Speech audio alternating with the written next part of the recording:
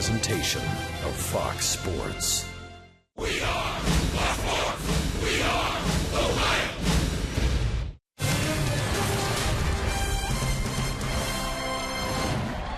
It is a beautiful afternoon here in Cincinnati as the Reds close out this series against the Red Sox and this homestand. They are 3-3 so far in the stand, looking to get their first win of the season against the Boston club. Final game of the series, Reds and Red Sox, right here on Fox Sports Ohio. And hi, and a pleasant Wednesday afternoon, everyone, and welcome to Reds baseball. Jim Kelch along with the Cowboy Jeff Brantley. Well, the Reds need a win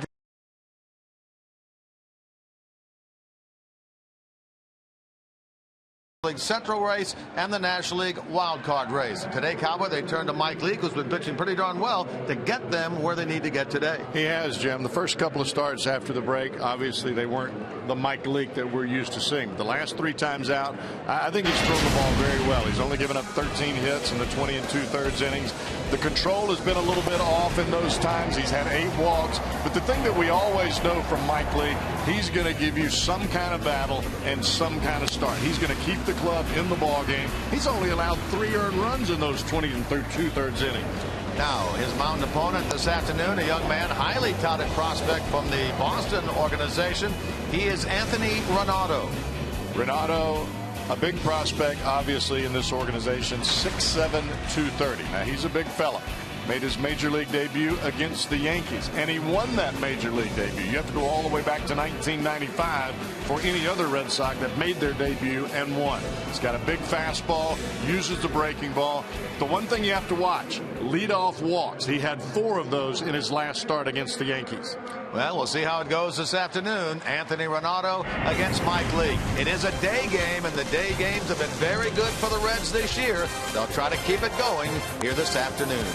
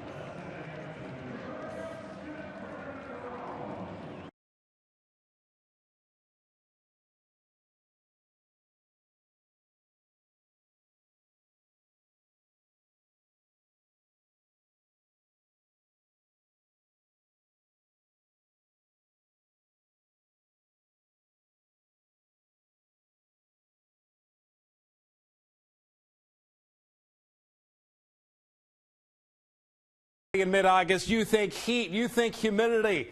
That's not the case today. Picture perfect weather for this one, folks. We're going to start out in the low 70s, make our way into the mid 70s by the final out, with lots of sunshine all afternoon long. Enjoy the game right here on Fox Sports Ohio. All right, on this beautiful Wednesday afternoon here at Great American Ballpark, let's take a look at the starting lineup for the Boston Red Sox this afternoon, presented by John Farrell and brought to you by Meyer. A little different look for them today. Holt, Nava, and Cespedes, the top three. Of course, Cespedes burned the Reds last night. Napoli at first base, then Kelly Johnson, the former Yankee earlier this year, is at third. Xander Bogaerts at short. Jackie Bradley Jr., their fine defensive center fielder, hitting seventh. Daniel Butler doing the catching, and Anthony Ronaldo, the pitcher, will bat ninth. On the mound for the Reds, we talked about how well he has been pitching, and that's Mike Leake. Be important for Leake to make sure that he's on the corners early in this ball game, especially with a couple of guys in the lineup that he has not seen. Holt leads it off. First pitch in there for a called strike, and we are underway from Great American Ballpark. Game time temperature here at the yard, 71 degrees. Holt in the leadoff spot last night had a hit, 1 for 3, scored a run in the 8th inning. In fact, he was aboard on the Cespedes home run to straightaway center field against Jonathan Broxton.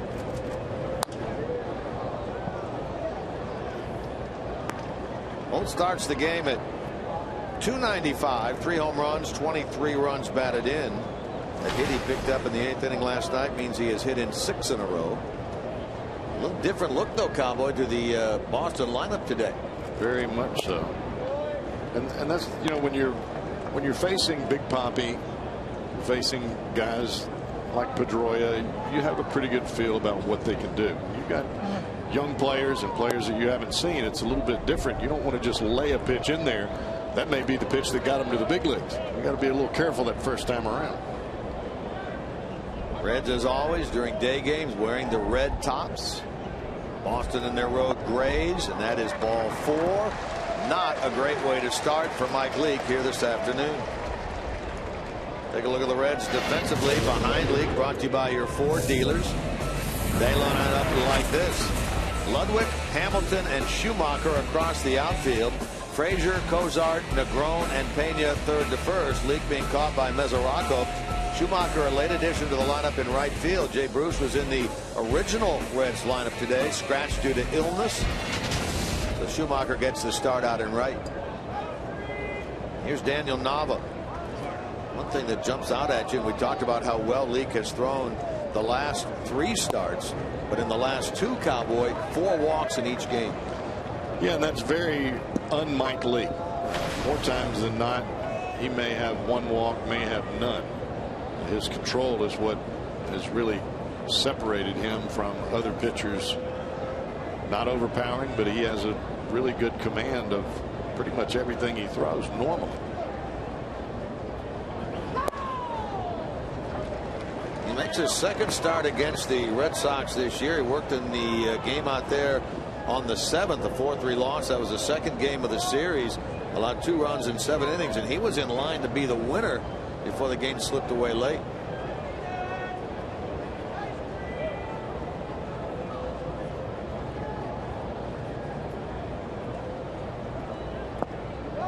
Blocked by Mesoraco. The runner takes off. All balanced throw goes off the glove of the shortstop, Cozart, but a good backup job there by Christopher Negron. Keeps that ball from going into center field.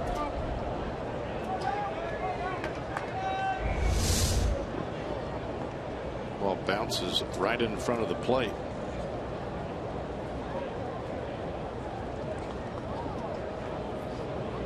Rocco backhanded that ball instead of blocking it in front.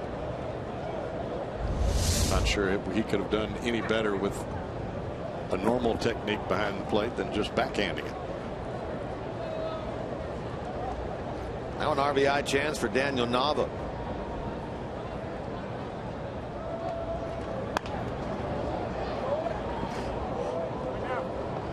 Leake looking for his 10th win of the year if he can get it.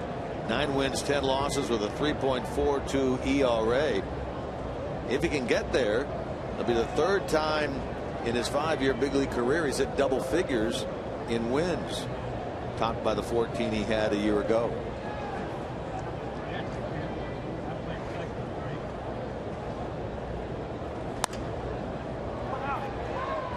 Nava battling here in the top of the first inning for the Red Sox. Yeah, you're at a point in the season, Jim, mentioning the double-figure wins for Lee. You're at a point now where you can pretty much count. All right, I'm going to have 7, 8 starts left, maybe 9. I mean, it's the middle of August. I mean, if you're healthy, you're probably going to get about 8 starts, maybe 7 or 8, right in there. Counting today, 43 games left for the Reds. Up the middle, that's a base hit for Nava. Holt being waved around by the third base coach, Brian Butterfield. He will score. Throw is offline. Down to second base goes Nava. Boston jumps in front here in the first inning, 1-0.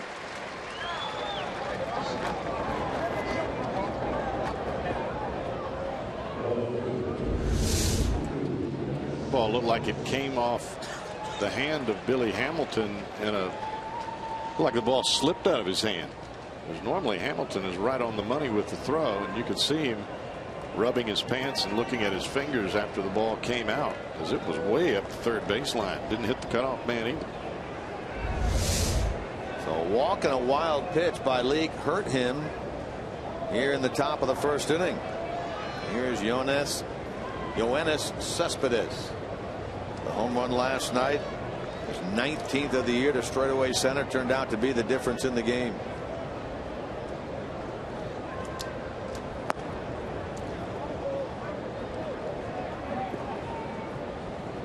.256 average for Cespedes.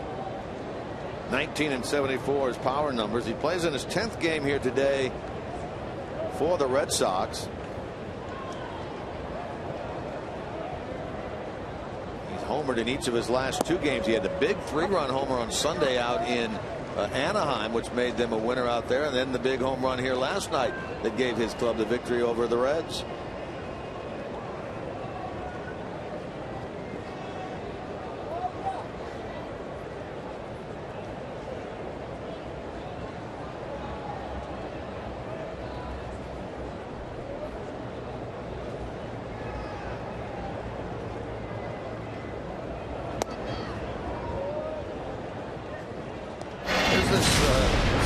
Last night, Cowboys, see what you think.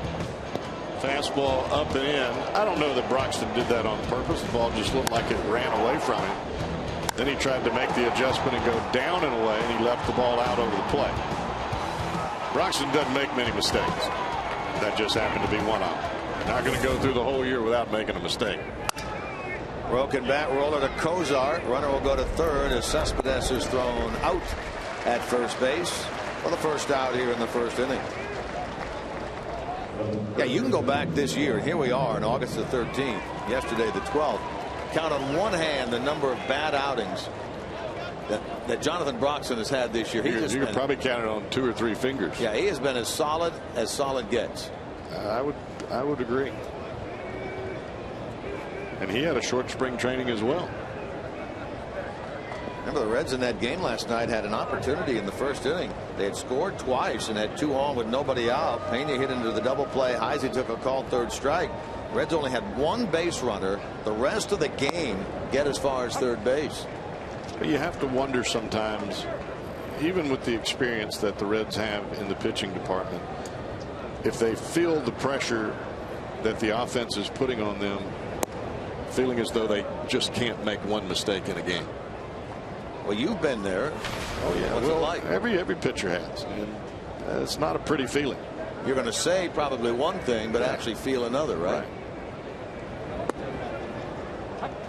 Mike Napoli now playing first base is the batter. I mean, it's next to impossible to make a perfect pitch every time. There are going to be games where you're going to get hit.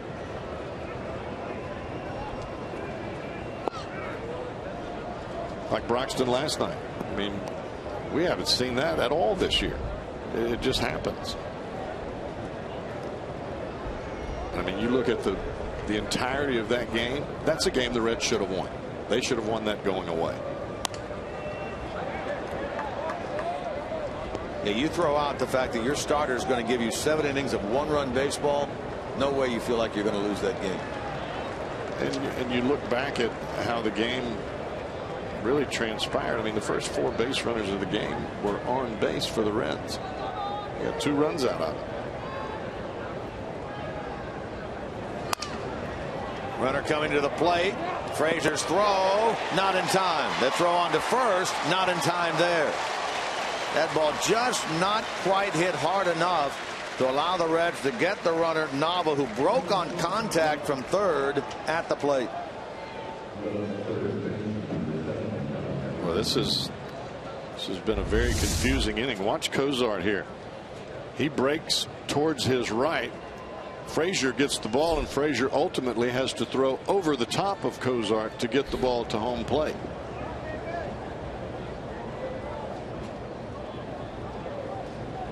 Heads up play by Mesoraco to fire it down to first in hopes maybe of getting Mike Napoli. Throw is not in time. So 3 of the first 4 Red Sox have reached. They've played it a couple. Have a runner aboard with 1 out, and Kelly Johnson at the dish.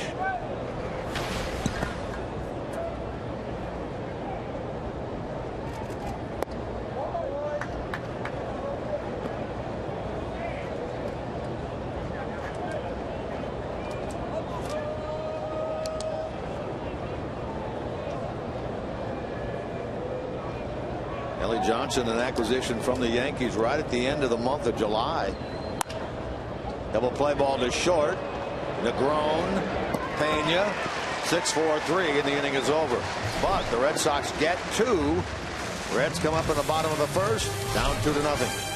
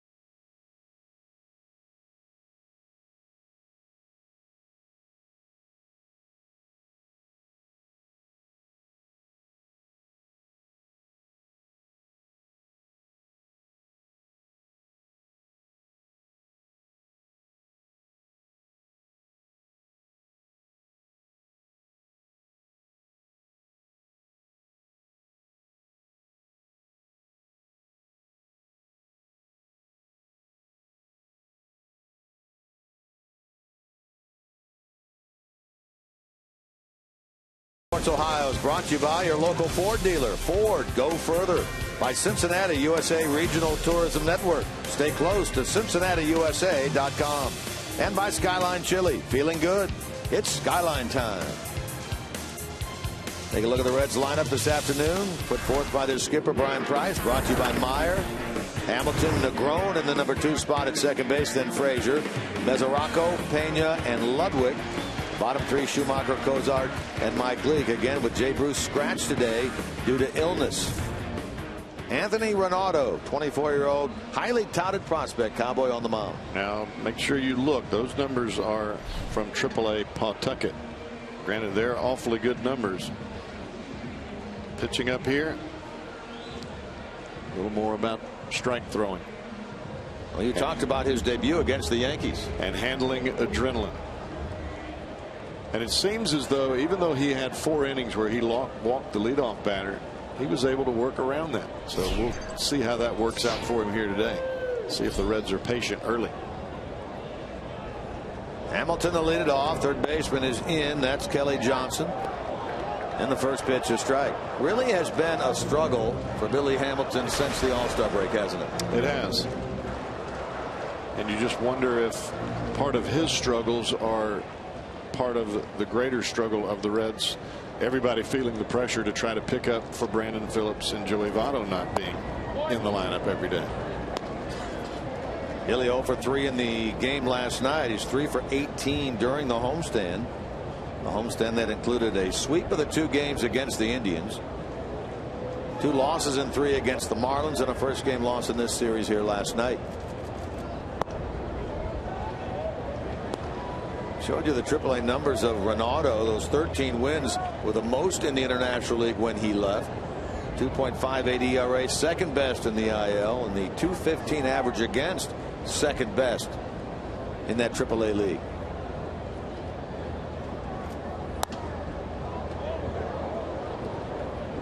You talk about Hamilton's struggles. Every player have team goals, and they're part of the team goals. You want to get to the playoffs. You want to win this game today. You want to do well. You want to have good numbers at the end of the season.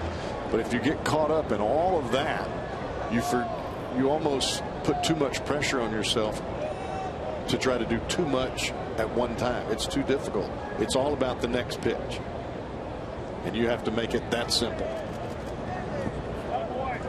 You're talking about breaking it down right there. You have to, because if you don't, it'll eat you alive. Same, I guess, on the other side of things when you're on the mound. Yeah, when things start to go south, you've got to make it as simple as possible. Because if you're hitting 220 and it's August 13th, the chances of you hitting 300 are slim and none. And if you try to get it all back in one day, then you're going to go 0 for 4. Hard on the ground to the right of the second baseman. Holt will make the play. Hamilton is out 4-3 to get the bottom of the first started. Take a look at the Red Sox defensively, brought to you by your Ford dealers. A little different look today. In the outfield, they have Cespedes in left, Bradley Jr. in center, Nava in right, Kelly Johnson and Xander Bogaerts left side of the infield. Brock Holt, Mike Napoli gets a start at first base today. The catcher is Dan Butler. He catches the offerings of Anthony Ronaldo. Napoli actually is their everyday first baseman, former catcher. Normally he's at first and Ortiz is DHing. Yeah. But you don't get to do that in the National League Park. Day game after a night game. Veterans Pedroia and Ortiz get the day off. Napoli in there at first base. Holt gets the start at second base. Holt started in center field last night. Jackie Bradley Jr. was not in the lineup last night. Their very fine defensive outfielder who's just really going through a very tough time offensively right now. So now it's Negron. Had made 6 straight starts until was out of the lineup yesterday. He's 0 for his last 12.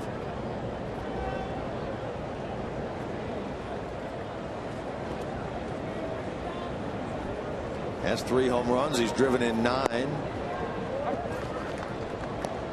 Now Negron very well may have faced Ronaldo down at AAA. Ronaldo pitched against the Louisville team in Louisville on the 10th of May, allowing 3 runs in 6 innings in that game.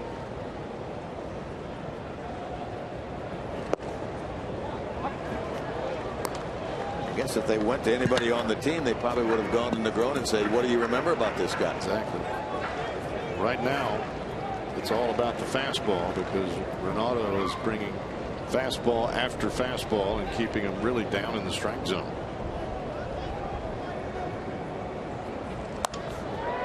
Lined into right, sinking fast, and a base hit for Christopher Negron. Short hop right in front of the right fielder Nava. Hard hit ball by Negron. He breaks the 0 for 12. Good to see. Finally goes to the curveball and he hangs it up around the catcher's mask. We've seen Negron time and time again shoot that ball into that right center field gap. Nava was lucky to catch that ball.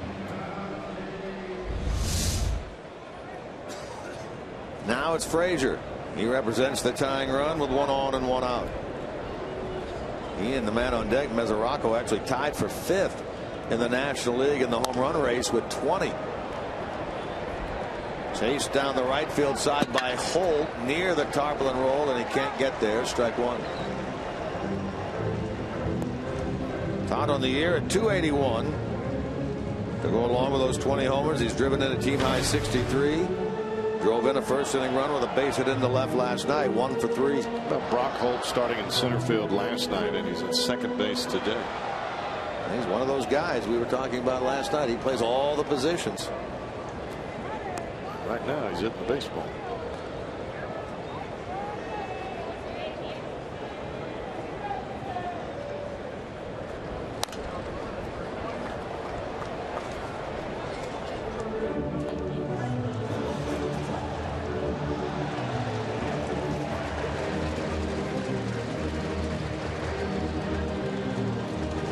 Note in the media notes for the Red Sox that Holt is the only player in the big leagues this year to play every position except pitcher and catcher.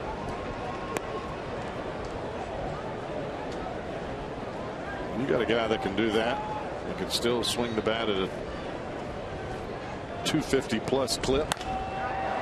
Frazier gives it a jolt into center, but Bradley to his left settles under it, and he makes the catch for out number 2.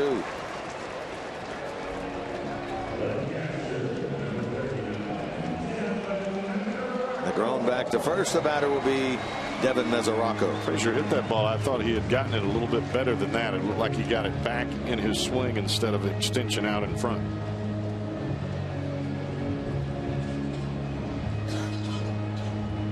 So Mesoraco gets his first look at Anthony Rinaldo. This collegian played baseball at LSU. That's a baseball powerhouse down in the SEC.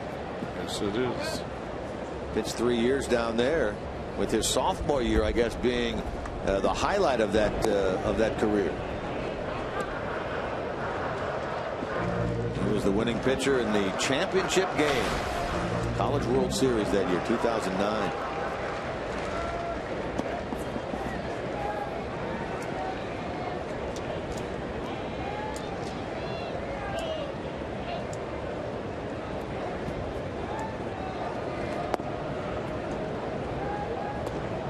Mesoraco takes ball 1 low. He's had 5 hits in the last 2 games. The 2 home runs on Sunday, the 3 hits yesterday. I guess he got a little hitting advice from the Hall of Famer Johnny Bench while Johnny was in town over the weekend.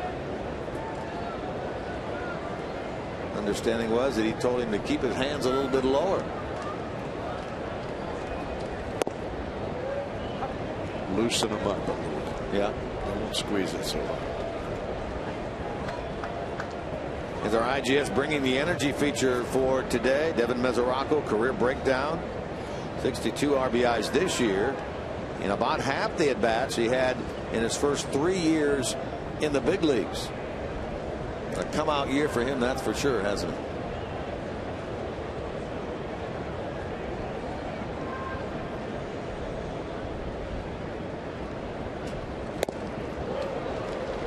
Yeah, I really thought that Mesoraco would come into his own hitting wise, but I never imagined that it would come this fast. I thought he would give the Reds a pretty solid bat behind the plate. I think he'd be an all-star in his first full year starting every day. He's come on in a hurry. He plays the day game today after the night game last night. Negron is on the move, pitches a ball, the throw is wide, and Negron gets the stolen base, his second of the year.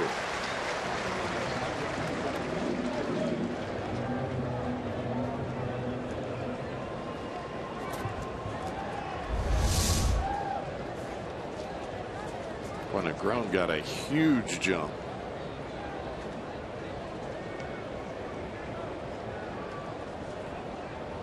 Mesoraco fortunate that ball was not called strike 3. It was very close. Pretty good pitch. Devin hitting .321. I wouldn't take it again. Nor will he, I'm sure. With runners in scoring position. Let's see if he can get Negron home here.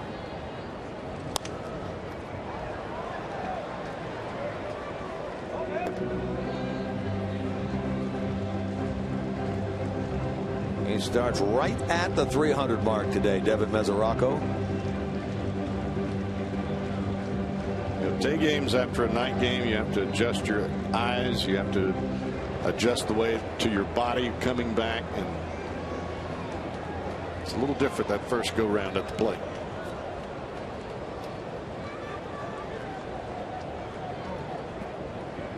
Slight breeze blowing out to center here today. Mesoraco lifts this ball to shallow left, sinking fast, but Cespedes is there.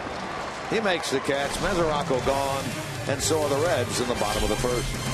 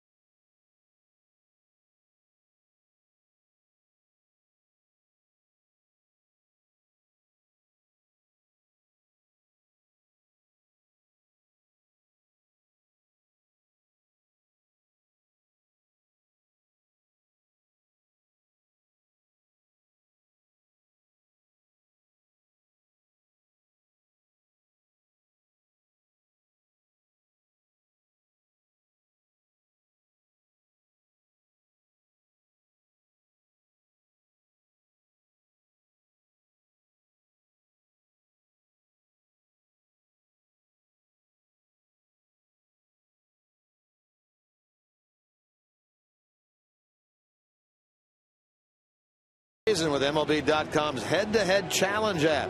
You and your opponent each select 4 different players, and the person with the most points at the end of each game wins. Head-to-head challenge is free to play, so download today.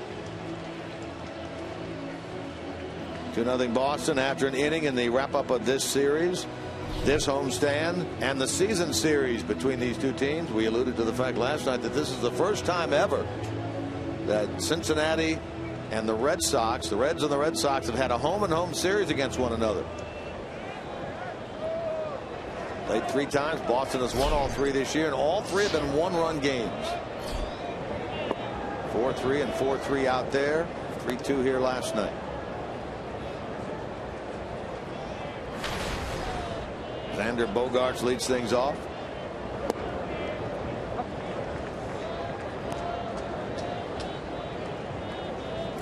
Hitting .233 with 8 home runs. He's driven in 30. 2 for 4 last night. There's another base hit. He had been 0 for his last 13 coming into this series. He went 0 for his first 2 last night. So when he had that hit in the 7th inning that made it a 2-1 game, Cincinnati, that snapped an 0 for 15 for him. And now he has a hit here to start the second.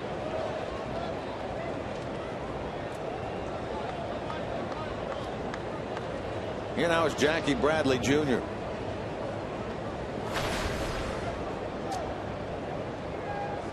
'24-year-old, highly touted prospect. Straight left-handed hitter, starts the day at .211 with a homer, 28 batted in.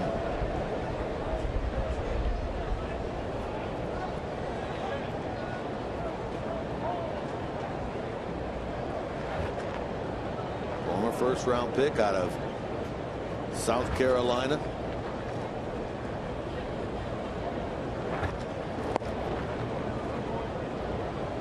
We've seen, Cowboy, what he's going through with Todd Frazier last year. Remember, he had that 0 for 30-something. Yeah, and I think we've seen a little bit of it with Billy Hamilton. Your first time in the big leagues, you expect a lot of yourself. And then you all of a sudden you get all this media attention. There goes the 0 for 35 by the wayside as he lines that ball into center. But it goes back to what we were talking about earlier when Hamilton was at the plate. You can't make it any bigger than it already is. And as simple as you can make it, see ball, hit ball, pitch after pitch, and forget about the rest of it. That's what you have to tell yourself. Otherwise, you're going to have some problems. Better now is the catcher, Dan Butler.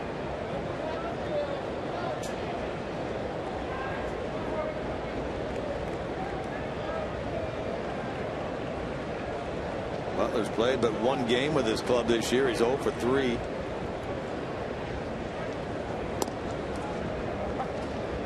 Playing at AAA Pawtucket, he was hitting .227 down there with 4 home runs, 28 RBIs. Duties now being shared behind the plate basically by Christian Vasquez, who caught last night, and this guy Dan Butler, with A.J. Przinsky being released over a month ago and David Ross on the disabled list. They go from 2 cagey veteran catchers to 2 very young catchers on this team. Frazier to the left side. He'll go to second, and they get an out. Get the force out on Jackie Bradley at second. First and third with 1 out. Not a real easy play to get the runner at second for Frazier. I thought he was going to come on over to first base, but the groan was there. This ball is not hit very hard at all, but Frazier has the presence of mind not only to get to the ball quickly, but he got it out of the glove in a hurry. That was a bang play at second base. Now Renato, who talked about earlier, made his big league debut against the Yankees, bats in a major league game for the first time.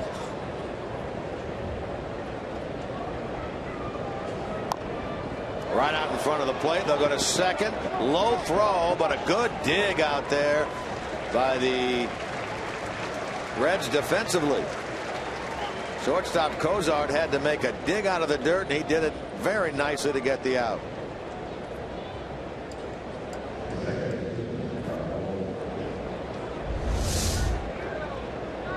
Ball right in front of the plate. You can see Mesoraco as he comes out. A little bit off balance on the throw, and the ball goes into the dirt.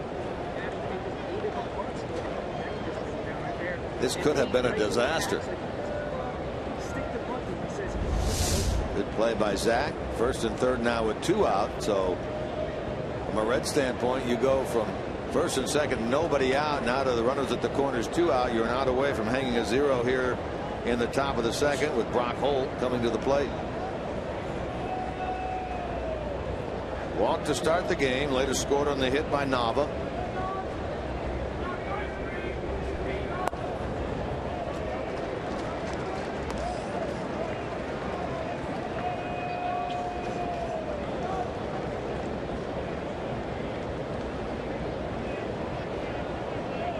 This would be a huge out for Leake here.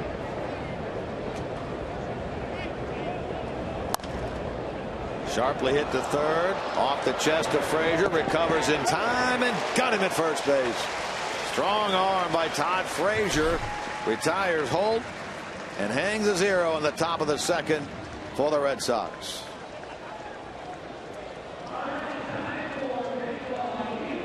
Leake did a nice job to get a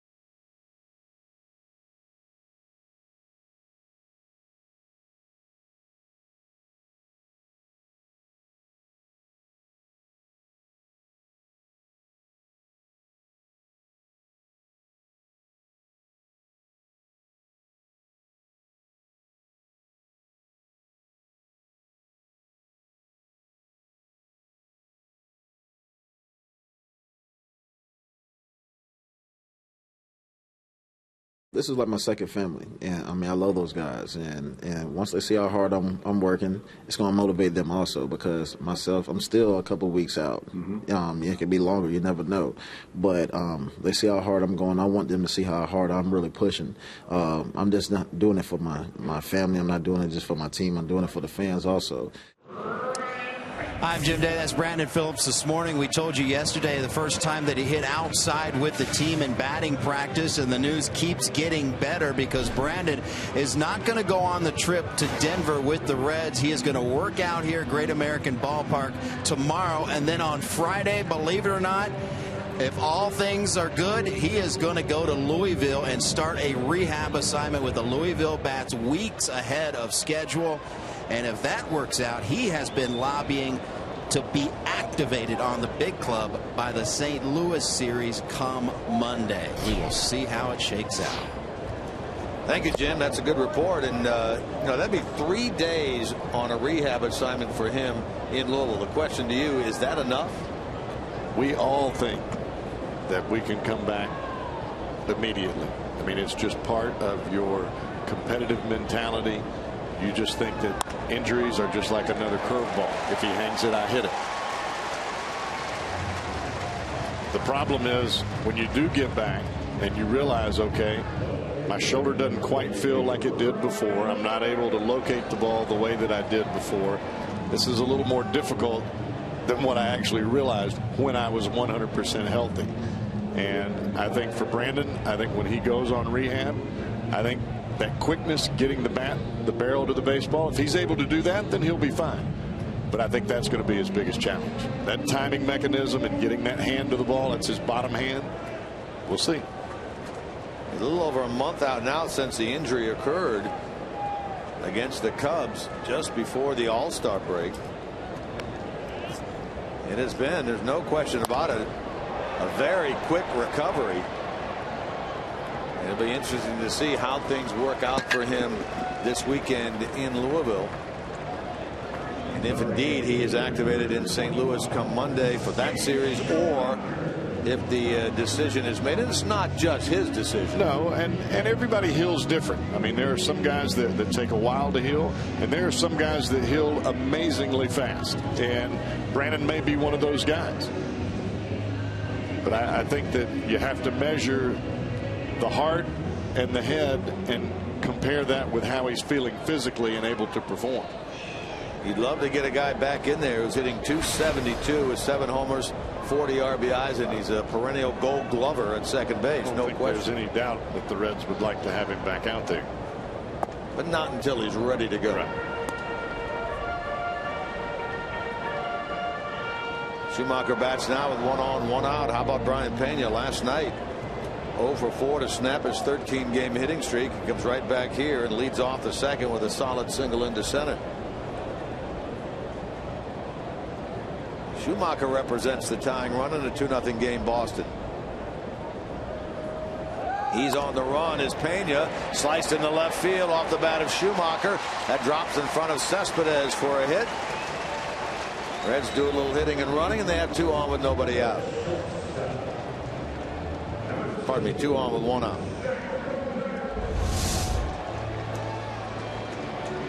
Another breaking ball up in the strike zone from Renato. Schumacher just slaps it the other way.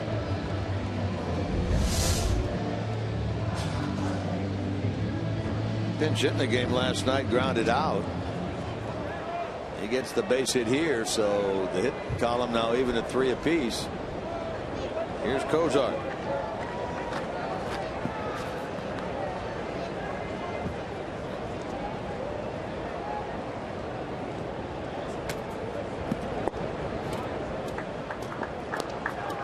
Zach 0 for 4 in last night's game.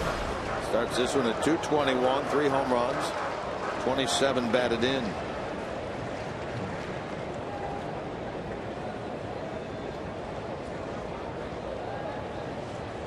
Pena out at second, Schumacher at first. And 2-0.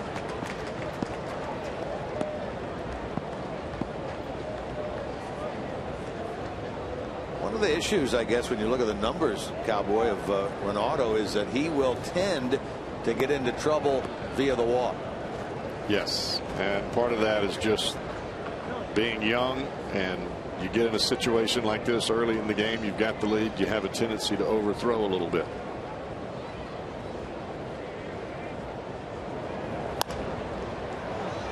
Popped up. Napoli's going to have room. 2 out.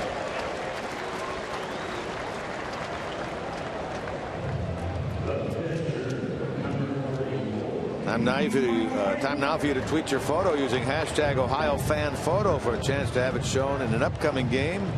Brought to you by AT&T. It's our fan photo of the game, and we'll have one a little bit later on in this afternoon's broadcast.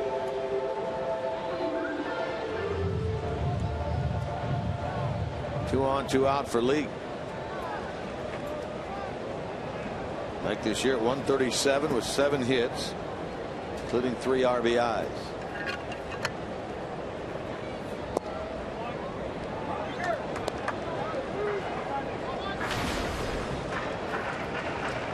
Barring postseason play after playing the East this year out of the American League, it'll be a while before these two teams get together again, right? I would imagine so.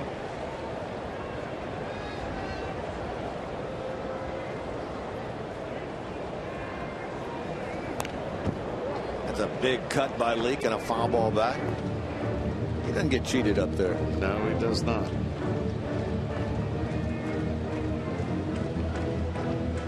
If you're an American League pitcher and you don't do your homework on Leake, he can put a hurt on you.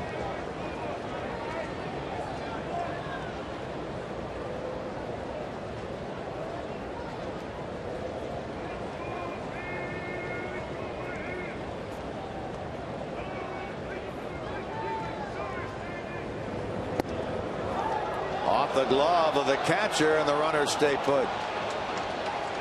Butler did not locate that ball right away. Pena stayed put at second, forcing Schumacher to stay at first.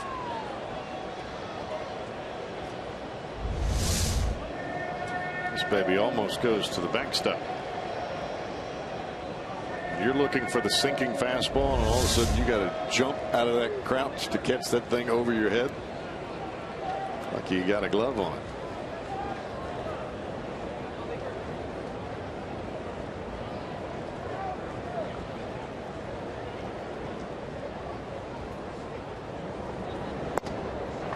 Another one way up, and it's 3-1. When this ball game started, Ronaldo, everything down in the strike zone, very controlled delivery. Red's starting to put a little pressure on him here, and you see where the ball is going, up and way out of the strike zone. That tells you he's overthrowing, really coming out of that break of the hands a little bit too quick.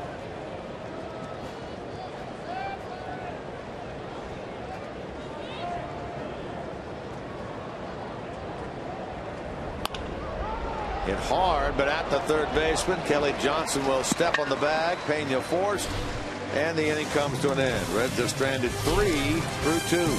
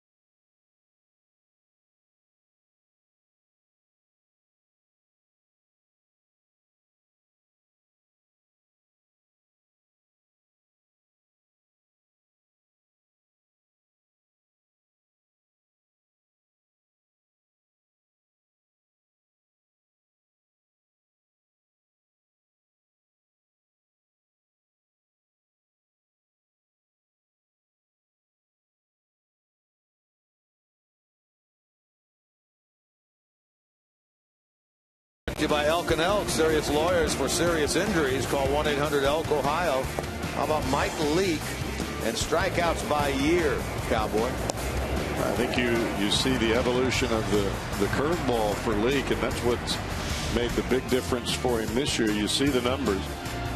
Just tells me that Mike Leake is getting more comfortable with himself. I mean, you go from 91 to 126. You're more comfortable on the mound. You're more comfortable making pitches. And I think you start to create some pitches as well. That curveball has really been a big pitch for him this year. His strikeouts per 9 innings this year versus last year's up like a strikeout and a half. Well, I think,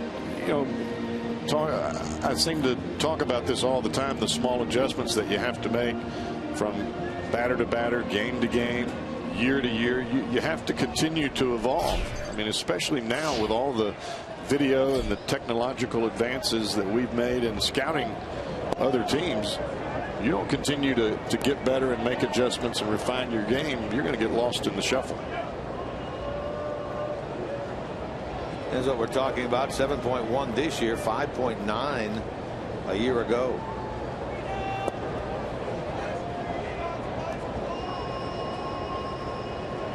He gets Nava to lead things off. He's singled into center, scoring Holt, who had walked and advanced on a wild pitch back in the Boston first.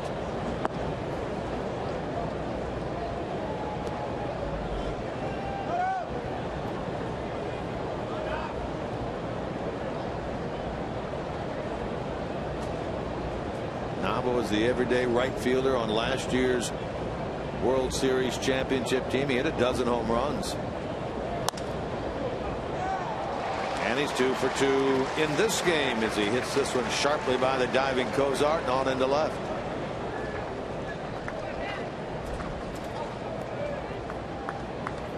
Leadoff man been on 3 consecutive innings for Boston.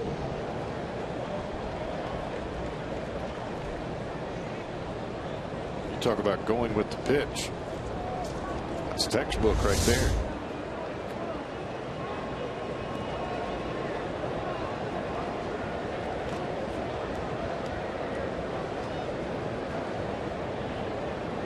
Here's Cespedes. Broke his bat, grounded out to the shortstop his first time.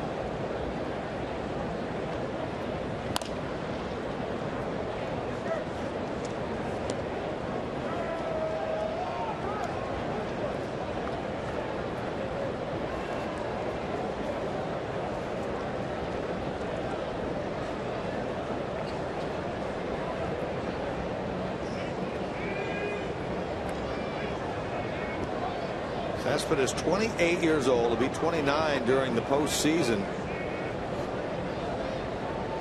This is his 3rd year in the big leagues. High to third. Frazier going to get it. They get the force out at second base.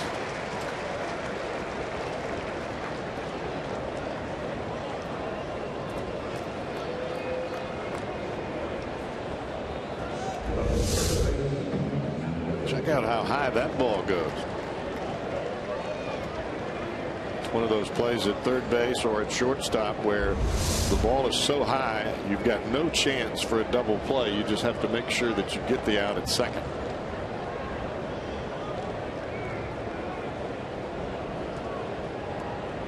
Now it's Mike Napoli.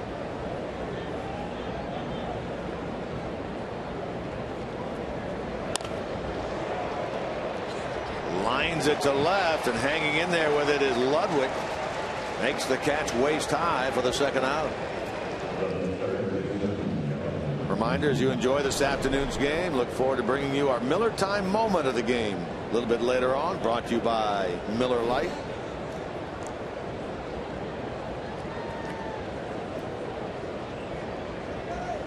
Two out for Kelly Johnson.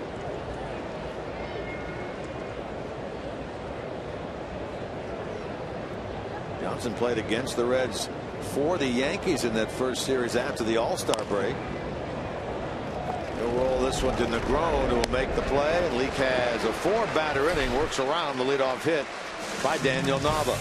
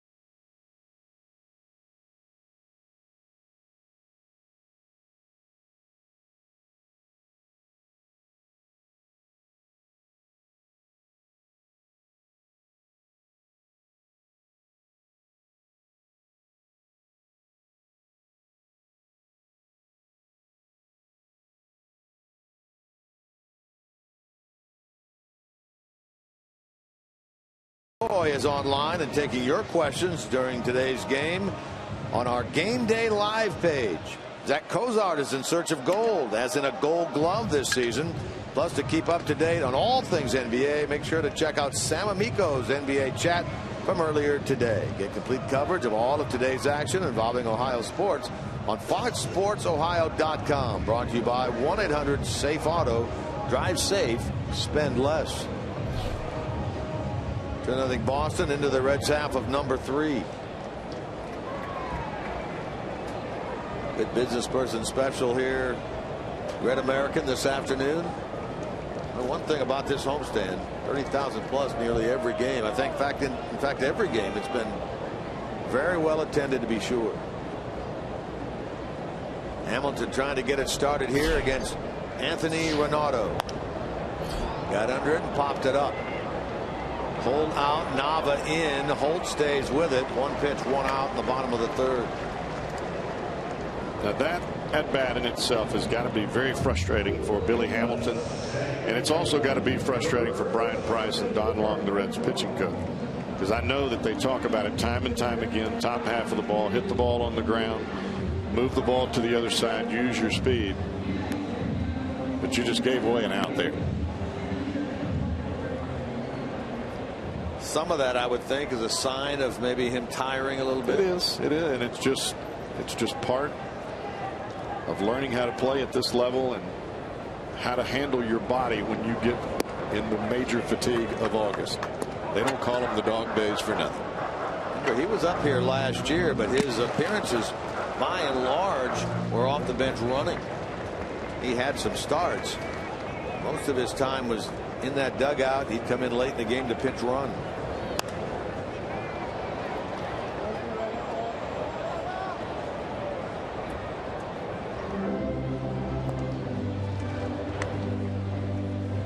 Negron, a solid single into right field his first time, snapping an 0 for 12 drought. Here's a guy, Cowboy Negron, whose stock has gone up since he arrived here about a month ago.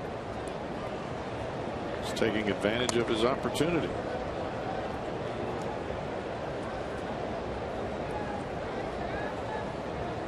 For some players, you may only get one shot at the big leagues. If you don't impress, you're never coming back.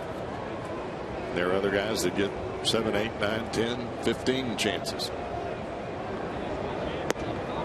I mean, when he came up in 2012 and was here for a week or so, when he went back down, he had to have been thinking that may have been my only crack at it. Now here he is 2 years later, getting another opportunity and really taking advantage. And you're happy for him. Very much so.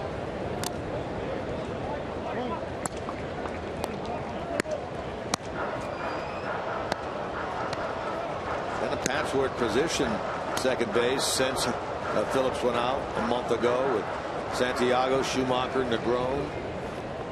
All have had their spurts where they've done very well. Taking nothing away from what they have done, but it'll be good to have Brandon back in there. Could be early next week in St. Louis. Could be a little bit later on. That road trip coming up for the Reds includes 4 at Colorado, 3 at St. Louis, and then the Reds will be back here a week from tomorrow, and a 7-game homestand, 4 with Atlanta, 3 with the Cubs.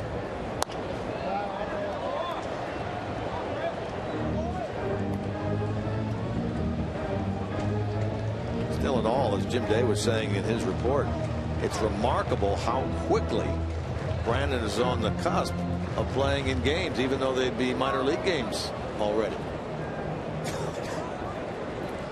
Especially with a thumb injury and having to have surgery.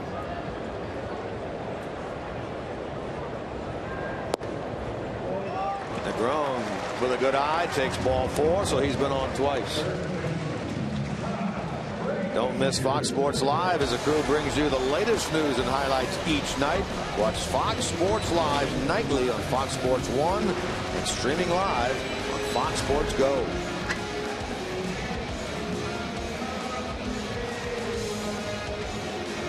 First walk given up by the right-hander of the Red Sox. Now it's Frazier. One swing away the Reds are from tying this game.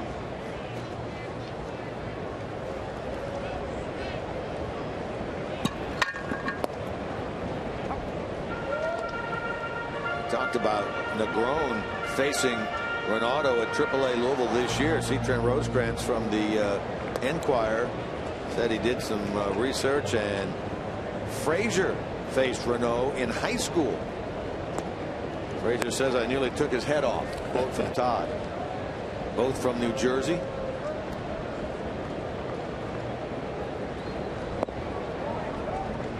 Todd from Tom's River. Anthony Renato from Freehold, New Jersey. Renato went down south to play collegiately at LSU. Todd stayed at home, played at Rutgers, Scarlet Knights.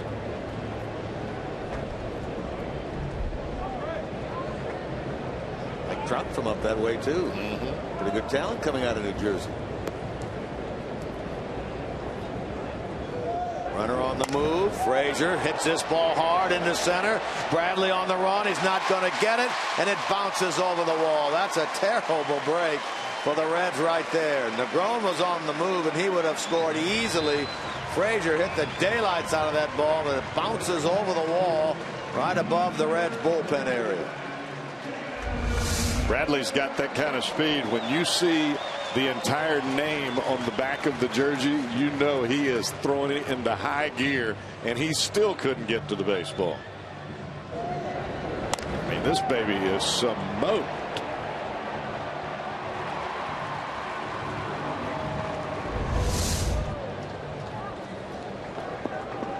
'20th double of the year for Frazier puts him at second, and Negron over at third. Third straight year that Frazier has had at least 20 doubles. Now a big chance for Mesoraco. Second and third with one out. Tying runs aboard. You've got a young pitcher on the mound. You've got a young catcher behind the plate. Maybe they'll make a mistake right here. Tell you what, Mesoraco's the last guy on this team I want to face with runners at second and third right now. And with a base open, hot hitting Pena on deck.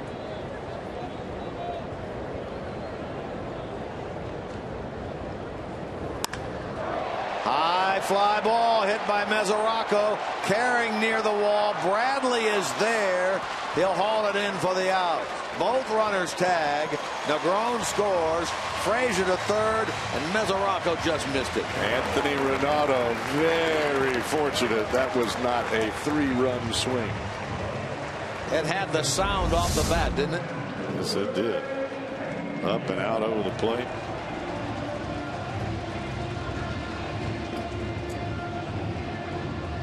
He's a step in front of the wall out there, hauling that ball in. That gives Mesoraco 63 RBIs and ties him with Todd Frazier for the team lead. Good hustle by Frazier to get over to third. That's where the throw went. Pena could tie this game with another base hit.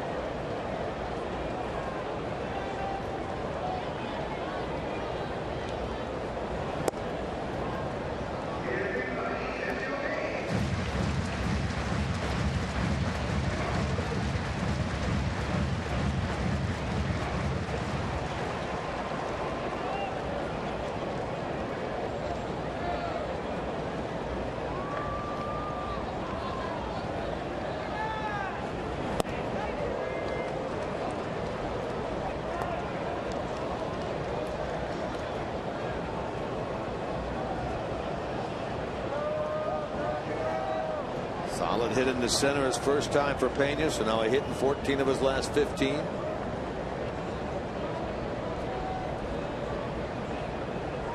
Frazier represents the tying run at third.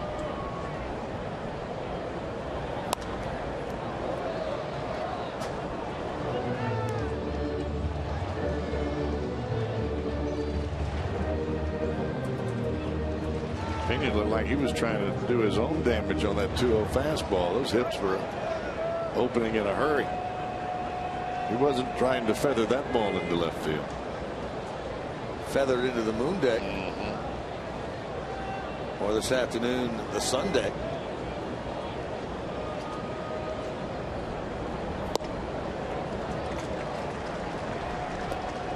They'll get a look now at a 3-1 pitch with Ludwig swinging a bat in the on-deck circle.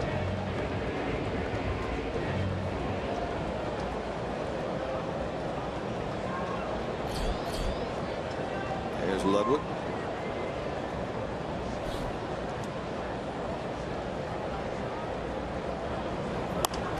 Got under it and popped it up. Right side of the infield. Holt calling. Holt handling. And the inning is over. Reds settle for one, but they get on the scoreboard. Down 2-1 after 3.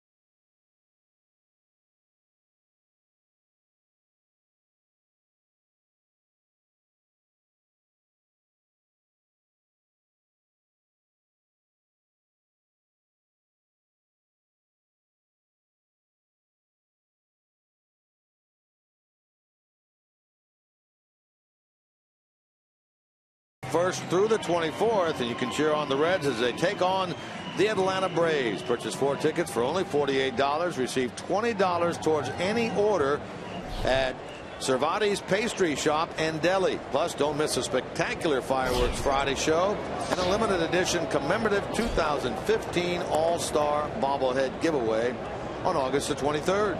For tickets, 513-381-REDS or visit reds.com/4 for 48. Austin bats for the 4th time. Xander Bogaerts base hit into right center. Back in the 2nd, leads it off here in the 4th.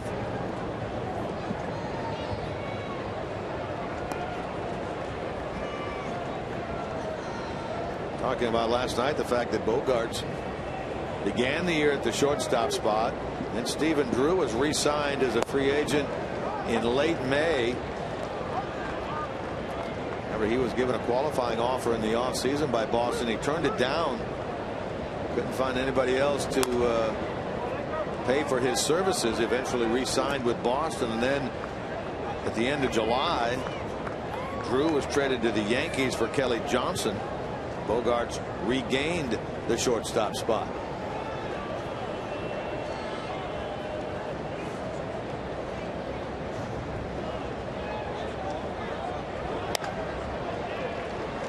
To the second baseman, and it's caught by Negron. Sounded like it went off the end of the bat. Like Bogaerts was trying to shoot that ball the other way again. Didn't quite get it to the barrel.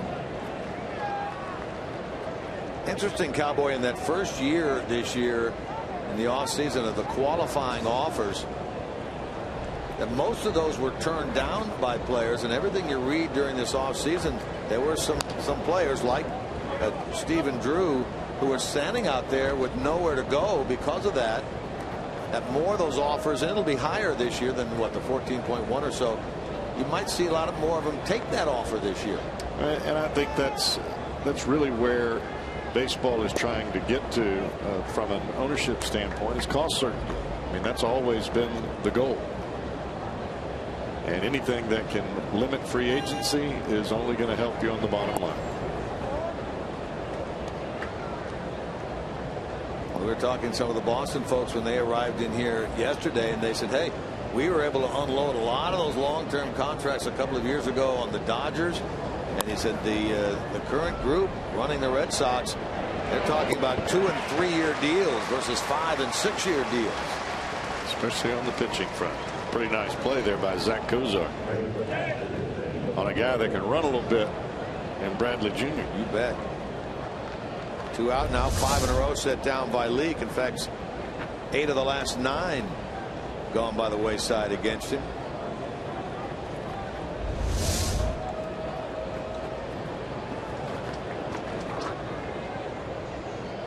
Here's Dan Butler.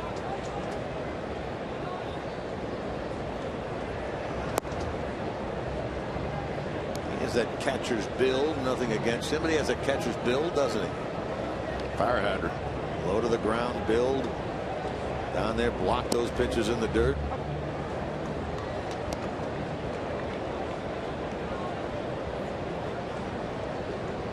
Leake looking for his first 1-2-3 inning of the game.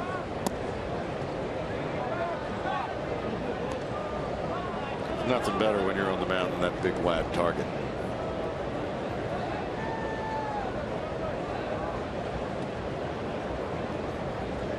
Leake has walked 1, has no strikeouts. He walked the leadoff man in the game. That came back to hurt him when he threw a wild pitch that allowed Holt to go to second. He then came home to roost on the hit by Nava. It was the Reds, remember, who took a 2-1 lead into the 8th inning last night. Saw it slip away.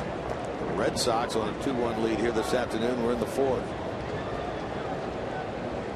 You know, normally when the Reds are getting ready to go to Denver, which is where they're headed after this game, strike 3 call. We'll get into that when we come back.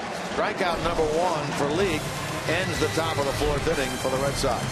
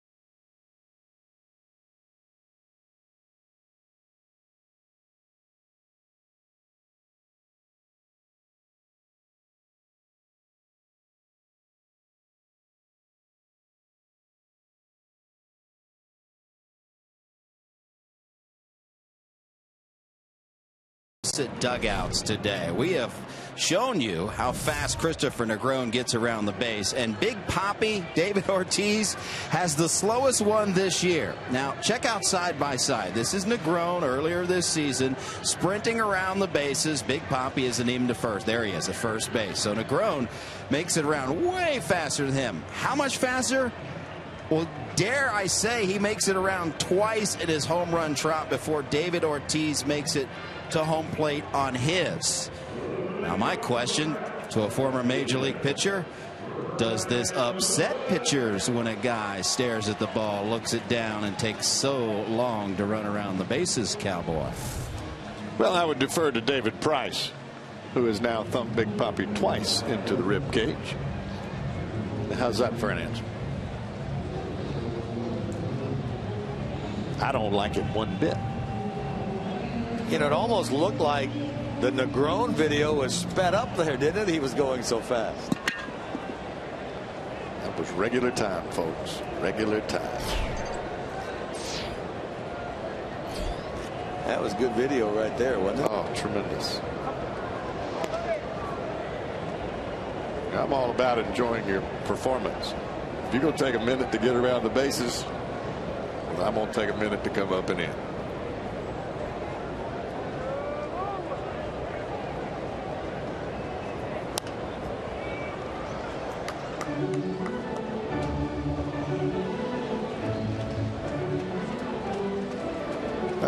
That's the best part to me of the game. You got a guy on the mound that wants to be the show. You got a guy at the plate that wants to be the show. There are 40,000 people out here that want to see that kind of matchup.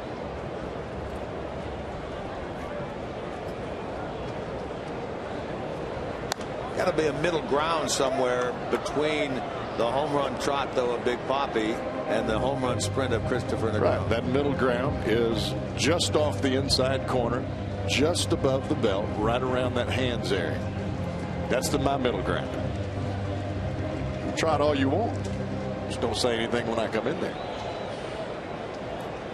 Company line from the Pitchers Union right there. I'm coming in. Hit toward left field by Ludwig and run down by Cespedes for out number 1.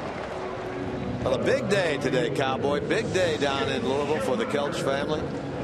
Daughter-in-law Jacqueline Kelch, our son Dan, at the hospital now down at Norton Suburban, getting ready to give birth to the first Kelch grandchild. That's big, puppy. Good luck to Jacqueline. Hope everything goes well. Good luck to Dan. Hope he hangs in there. They're in the hospital now, and I'm keeping track of what's going on down there. Don't pass out, Dan. Don't shake. Take deep breaths. You'll be all right. Not to mention Jacqueline. Yeah. Well, we can't wait for the young gal to arrive. We're looking forward to it. Let them know we're thinking about it. Have they picked out a name yet?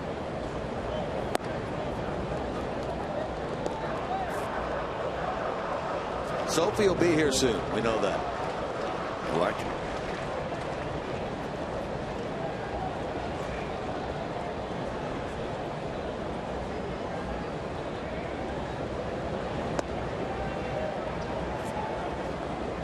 Schumacher, a base hit his last time.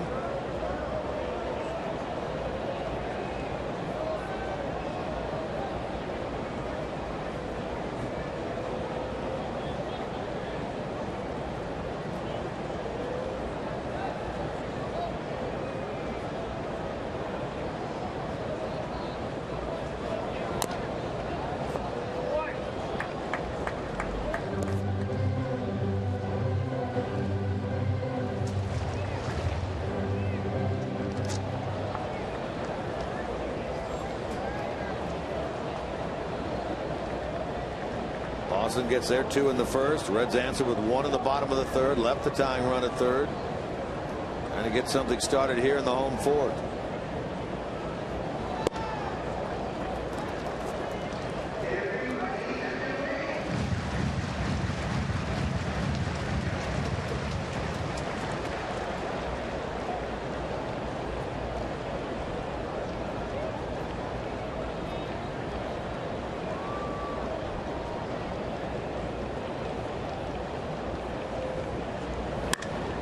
Schumacher lays into this ball. High, deep to right. Into the moon deck it goes. Home run for Schumacher. And the game is tied 2-2.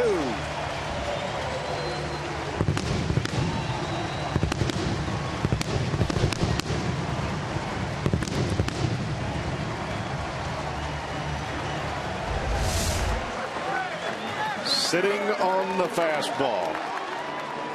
See where that baby is. Up, middle in. Whenever you see the catcher reach the opposite way of where he's setting up, more times than not, that's not a good sign. How about Schumacher with 2 home runs this year, both coming against the Red Sox. Hit one out at Fenway Park against Jake Peavy, no longer with Boston. Hits one here. That was a no-doubter right there.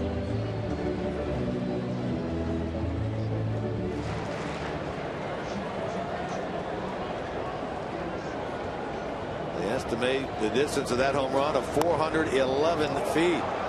Right off the bat of Cozart. Butler will throw Zach out. Second out of the inning.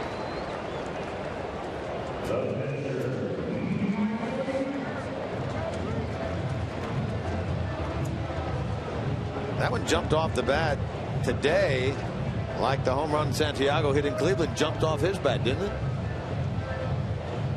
No doubter. Spelled how fastballs go a long way when they hit the barrel.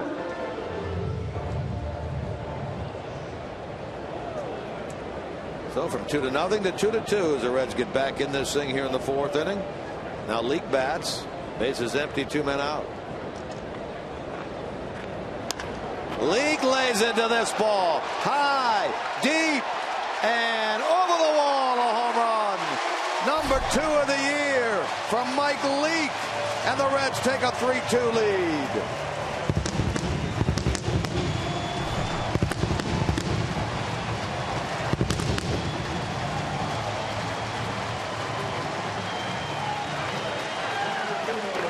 Do not take Mike Leake for granted. National League pitchers have learned that. And I'm sure the American League will come to know it shortly after that blast. It's his 4th career home run for Leake. His 2nd of this year. He hit one against Garrett Cole on the 15th of April here against the Pirates. He gets this one here on August the 13th against the Red Sox. He had 2 home runs 2 years ago. He gets his 2nd this year. And now the Reds are leading by a count of 3-2. Another no doubter.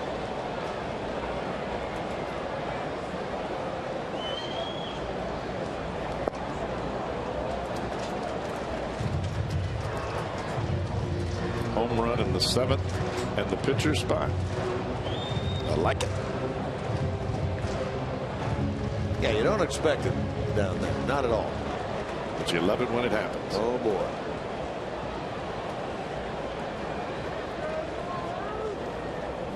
Hamilton now with 2 men out. Nobody on and 2 in thanks to solo home runs by Schumacher and Leake.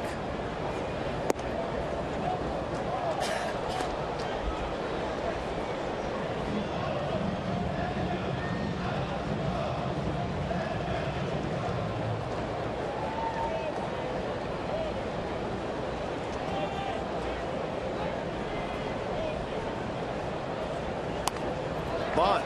Pitcher's going to get it. And he'll throw Hamilton out to retire the side. But a good inning for the Reds here in the bottom of the 4th.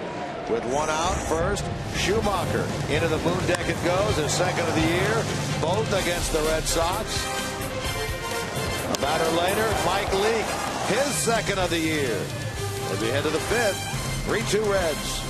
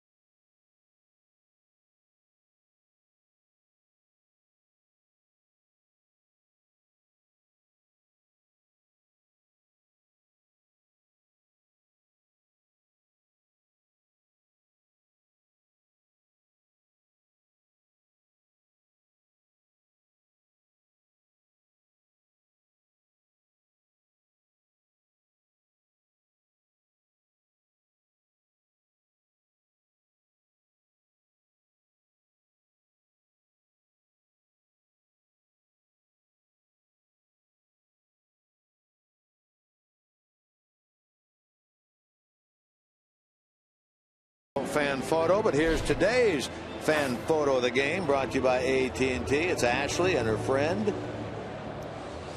Nice photo, Ashley. Thanks for sending it in. Our AT&T fan photo of the game. Mike Leake pitches with a lead for the first time this afternoon. Now 3-2 Reds into inning number 5. His counterpart Renato leads it off. First swing by Renato looked like he was trying to do what Mike Leake did. Let me see if I can get myself one.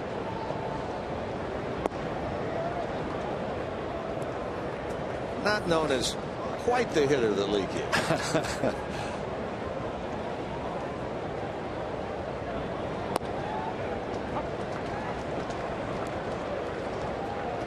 From Leake's standpoint, this is what you liked. You got Butler looking to end the 4th. Now you get the pitcher leading off the following inning.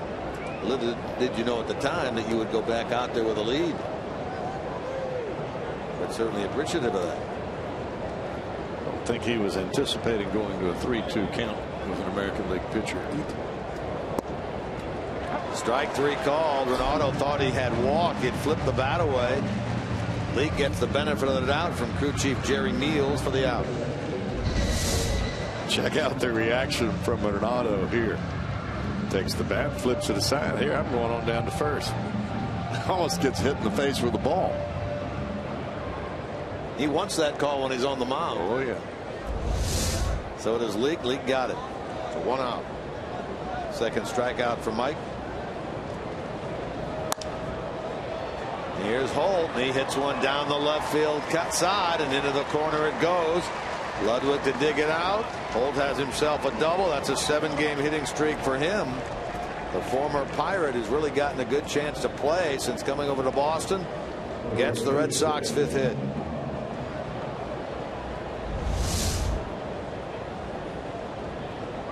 He just takes his hands and shoots them inside the baseball and slaps it the other way.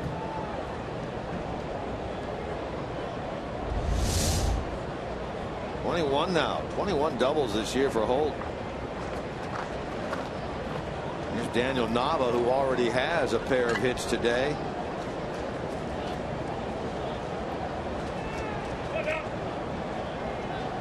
Leake trying to protect a 1-run lead.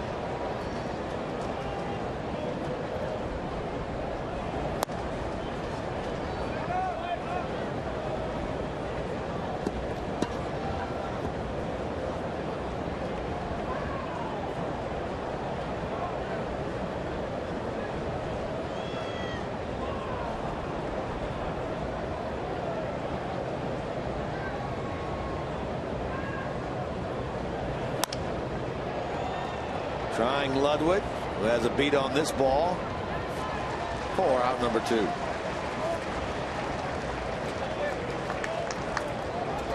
Fans, follow every Cincinnati Reds game with MLB.com at bat on your favorite mobile phone or tablet. Get live look-ins, instant replay, scores, stats, audio, free MLB.TV game of the day, and much more. Download on the App Store or visit Reds.com today.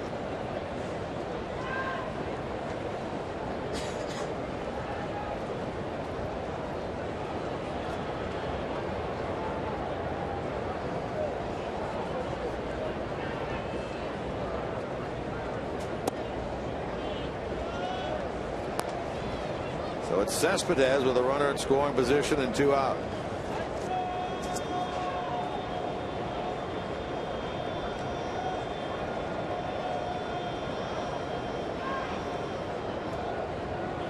He is 4 for 12 since coming over to the Red Sox with the runners in scoring position. He wants his presence felt immediately in the American League East. Leake's gotten him out away in his first 2 at bats, both balls that he pulled to the left side of the infield. But Leake, this time he's gone in twice, and Cespedes has yet to even move.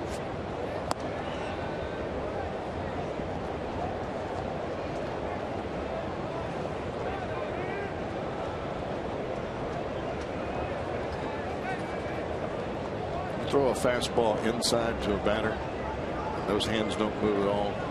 He's looking away. Lined into left. That's a hit. Here comes Holt. He will score.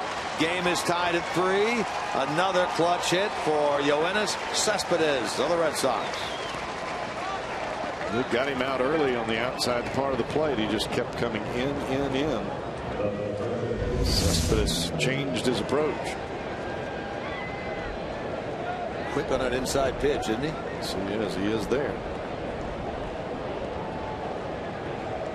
The 1-out double by Holt. Cespedes brings him home to roost. Here's Napoli, who's 0 for 2.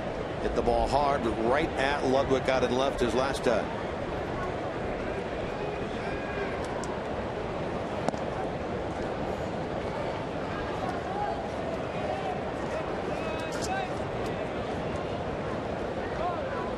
Leake had given up only 3 runs over the course of his last 3 starts, covering 20 2/3 innings. He's given up 3 runs now as he works here in the 5th.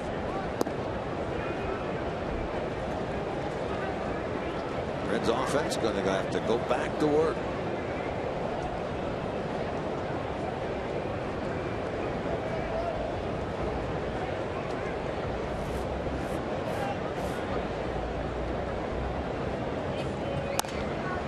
Napoli in the air to right field. Back goes Schumacher near the wall, and he can't get it. Napoli goes opposite field with Cespedes aboard. Been a 3-run 5th for Boston, and they now lead 5-3.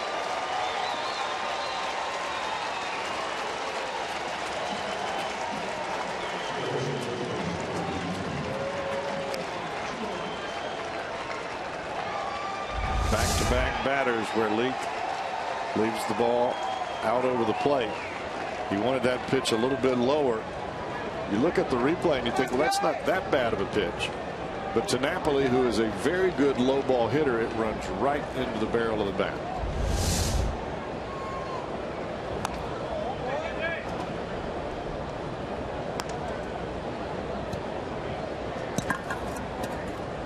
Well, Boston, at least in this series, has shown a penchant for being able to come from behind. Did it last night. They do it again today, and now they get a base hit up the middle by Kelly Johnson. Make that 4 hits in this inning against Leake by the Red Sox.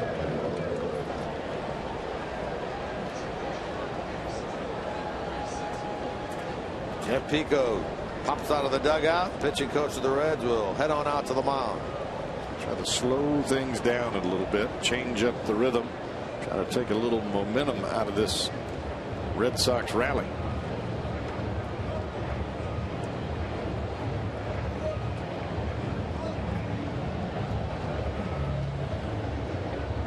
J.J. Hoover gets up, starts to throw in the Reds bullpen.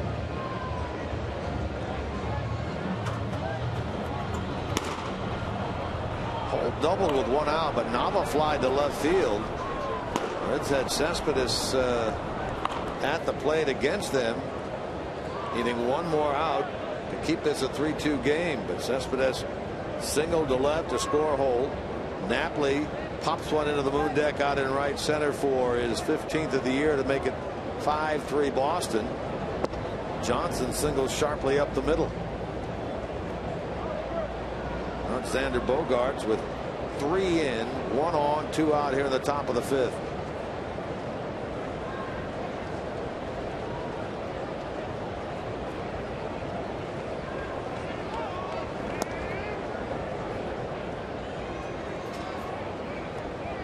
Lake's getting a little frustrated right now. See, as the ball comes out of his hand, it's not quite in the same arm slot every time, and that tends to be frustrating when you're on the mound. You can't quite find that last little bit of finger pressure to put the precise location on the ball.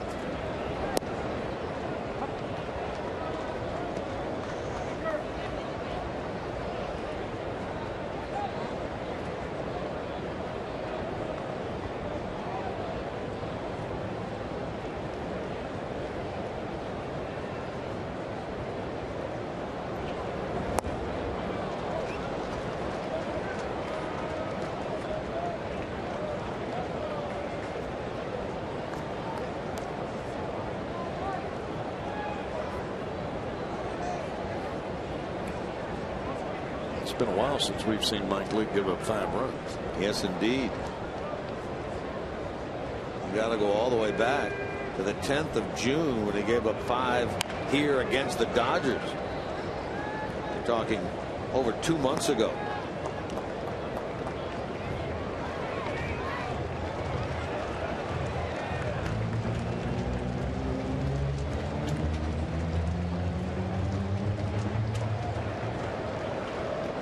Bats will have to crank it up again come the bottom of the 5th inning. Now down by 2 at 5-3. Leake trying to put the finishing touches on the top of the 5th.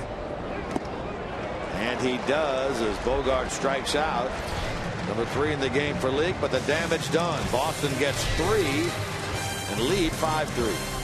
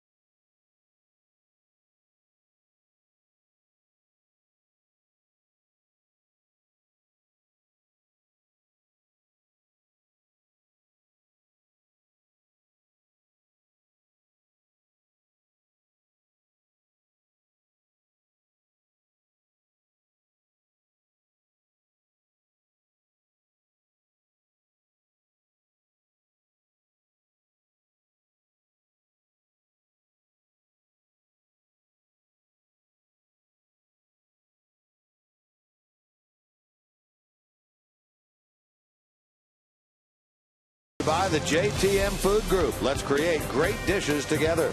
By Toyota. For over 30 Toyota offers, visit buyatoyota.com.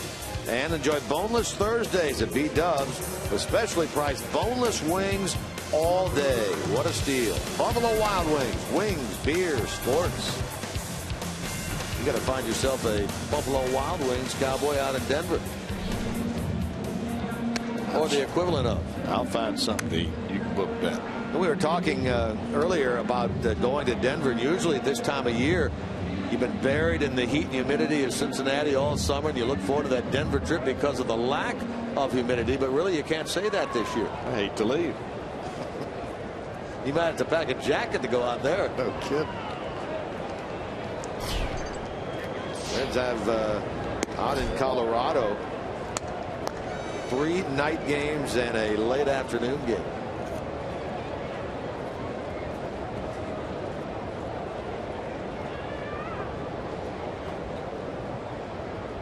Anthony Rinaudo back to work, and again with a 2-run lead. He was leading 2-0 early.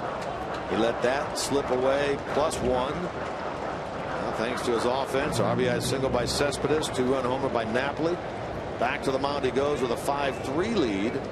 He gets Negron to start the bottom of the 5th.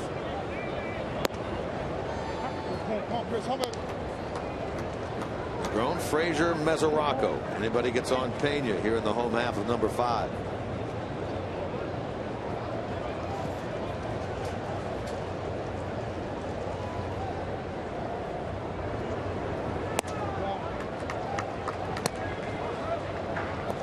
Negron now 3-1, trying to get on base for the 3rd time this afternoon.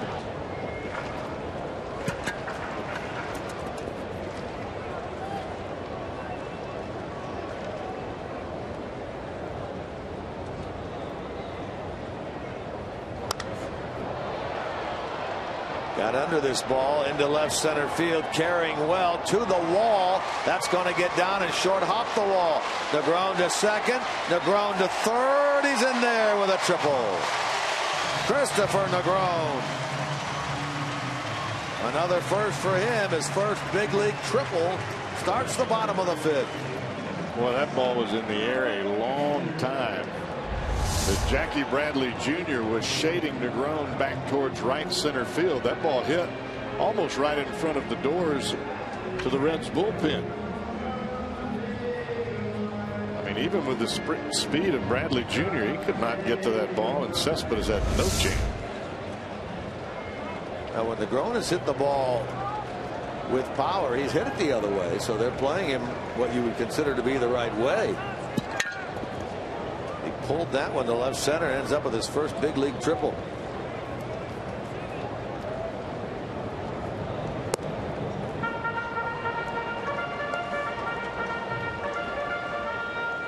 Joel Luckup tells us that of the 15 hits that Negron has this year, it's only the second one that's been pulled or gone to left field.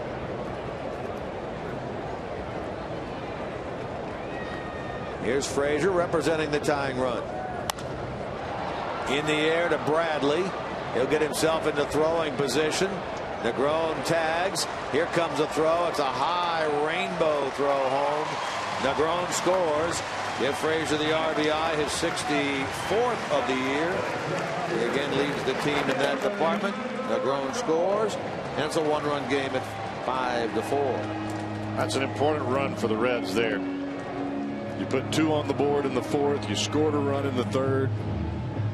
This gives you, just gets you back into that offensive momentum, and you have to have that with the way the Red Sox are swinging the bats today. The base is clear, 1 out for Devin Mesoraco. You always like to pass along the happy birthdays, the happy anniversaries, and we have one today, Cowboy, to pass along.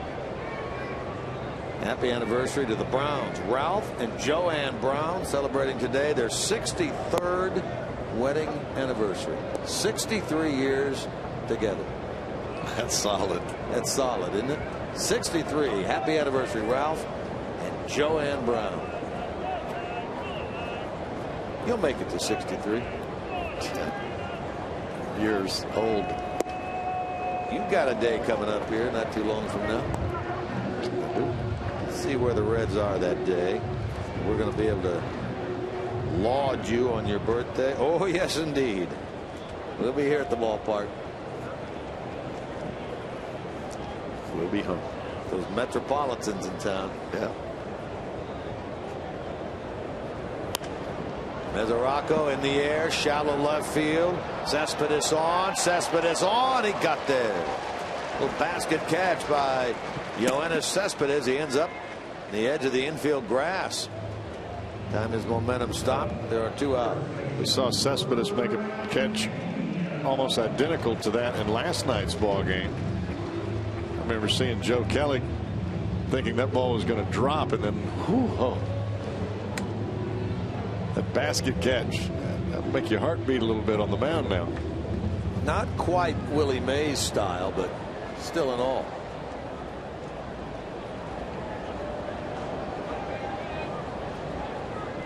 Two out for Pena. Reds have inched back within a run on the triple by Negron, his first big league 3-base hit. Sac fly by Frazier.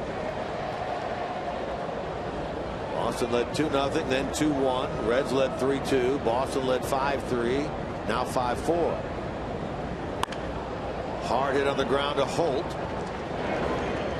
And the inning is over. But the Reds get a run. We head to the 6th. One-run game here at Great American Ballpark.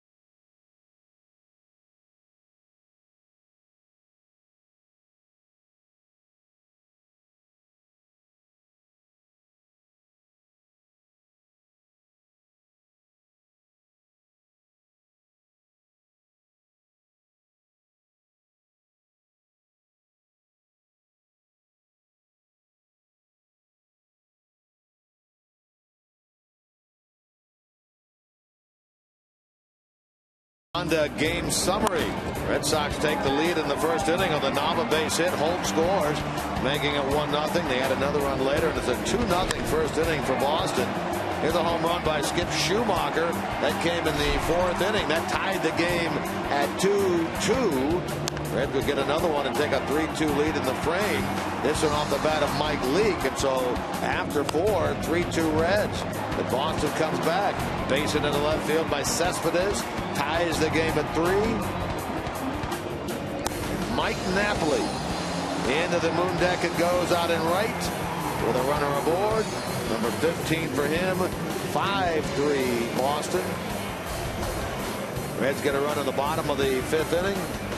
Triple by Negron, sac fly by Frazier. So into the 6th we go. 1-run affair, 5-4 Boston. Our Honda game summary. New pitcher off of the Reds, celebrating a birthday today. J.J. Hoover, today number 27, comes on in relief. Last couple of times Hoover's been out, he's thrown the ball much better.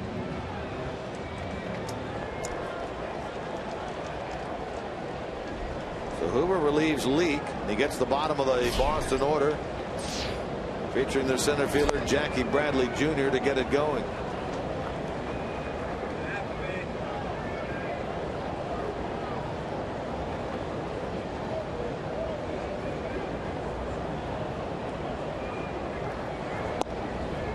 Final line on Leake, 5 innings, 8 hits, 5 runs, a walk and 3 strikeouts.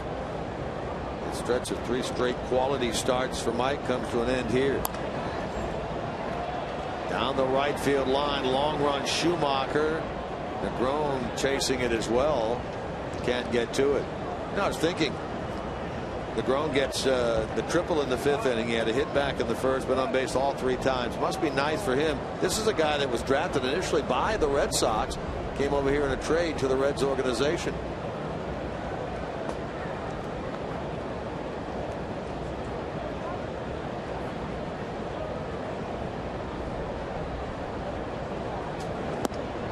Swing and a miss, and Bradley is a strikeout victim, and a good start for Hoover here in the 6th inning.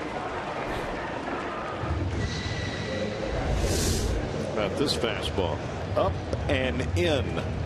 A little blue bayou. That's today's flamethrower, brought to you by Cholula hot sauce. Smoke.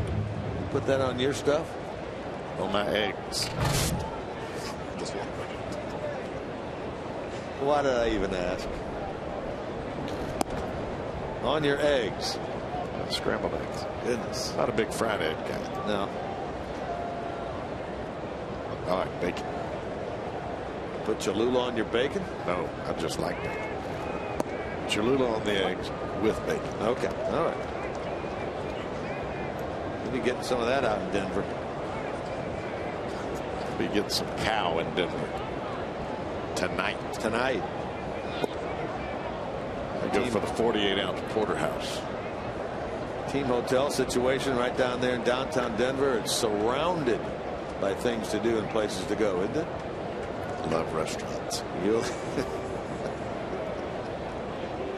Oh boy.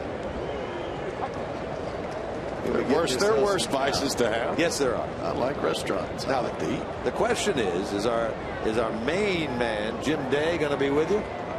You going to get some cow with you? I don't know. He likes himself some. He likes himself some red meat. Good stuff. Makes me happy.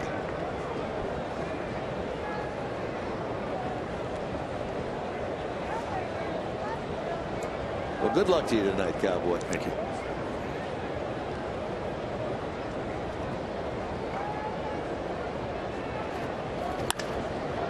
Lined into center. Hamilton turns. Back he goes. Back he goes. And he got there. That is a great play.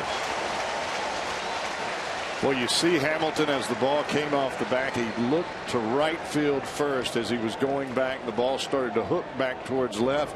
He changed his direction.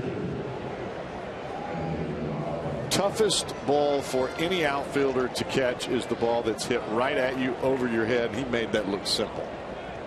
You would just never know that this is his 2nd year playing outfield. He looks so instinctual out there, doesn't he? Phenomenal athlete. And you see all the adjustments that Billy makes out there in center field and the adjustments that we've seen early this season at the plate. And it just gives you some tremendous hope for this kid.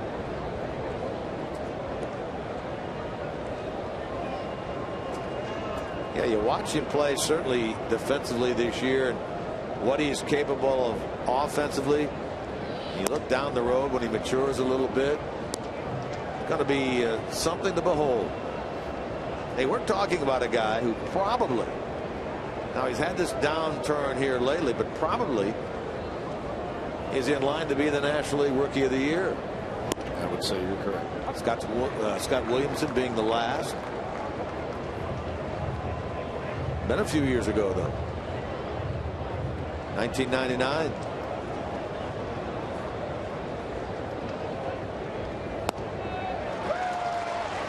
Bernardo out on strikes. Nice job by J.J. Hoover. He struck out 7 of the last 10 batters now that he has faced.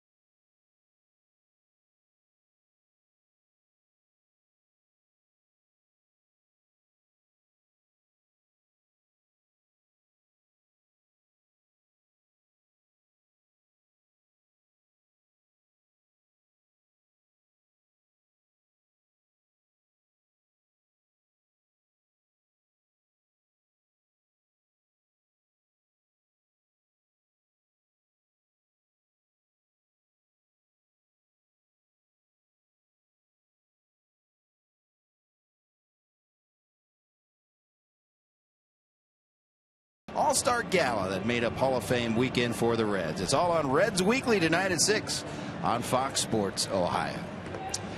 I'm Jim Day. Brian Pena, the Reds had an off day on Monday, and it was his son's birthday, Javier. Now, Javier told all his friends at the birthday party, my dad can't attend. It's down in Miami. Can't attend because he works for Cincinnati. He didn't say he plays for the Reds, but he works for Cincinnati, so he can't come to the party. And Javier was bummed. Well, little did he know that Brian Pena got on a plane 5:30 a.m. just to fly down to South Florida. And when they were presenting him with the birthday cake, out popped Brian Pena holding that birthday cake to the delight of his child. It was rough getting down there and back, but he said, I am a father first. I am a player second. I'll do anything for my kids. That's a nice heartwarming story right there, but that's the kind of thing you would expect from a guy like Brian Pena. Well, we see the guys on the field all the time, and good, bad, or ugly, you want them to win. You want them to only be the baseball player, the great player, but there is life when the game stops and before it begins. Well, we knew that Brian Pena was that kind of guy when he signed with the organization. I think here we are, good portion of the way through his first season as a Red. We can say both from on the field standpoint and off, he has not let anybody down, has he? No. He's been great to have in this organization.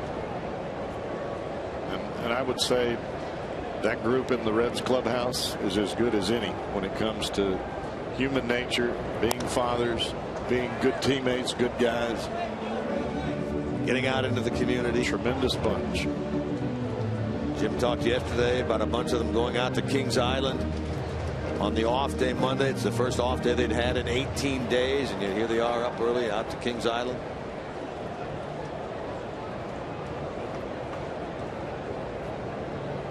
And let's see if they can go about getting back into this one. Down to run 5-4, bottom of the 6th. Ludwig leading it off. And he pops it up. Bogarts handles it for the first out. Remember, Reds fans, if a Reds home run hits this Toyota sign during this afternoon's game, Paul Tyler Harris from Kings Mill, Ohio, will win this beautiful new Tundra that's on display here at Great American Ballpark. You can register for your chance to win at an upcoming game by visiting your Cincinnati and Northern Kentucky Toyota dealers. Good luck to Paul Tyler Harris, Kings Mill, Ohio. What we say that measured at? The truck was 503, yeah. And the All-Star sign out there was 424. 424. That's a bigger sign to hit too out there, right? Above the That's Sunday. still a long way. Hit it right above that with those light standards there. It'd be like a field goal. That Big Papi hits that sign. He'd go on and take however long he wants to go around the bases. You'd nod and give him that? Yeah. I'd take my hat off.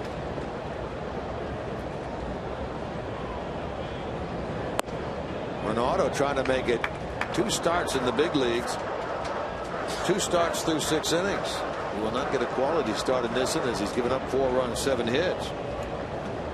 He's working into the bottom of the 6th with a 1-run lead.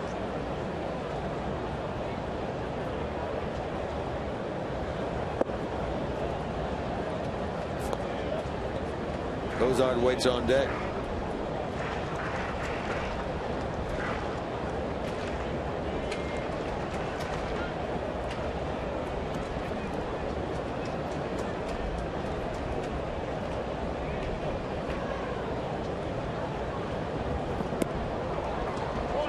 Foul tip. Did Butler hang on?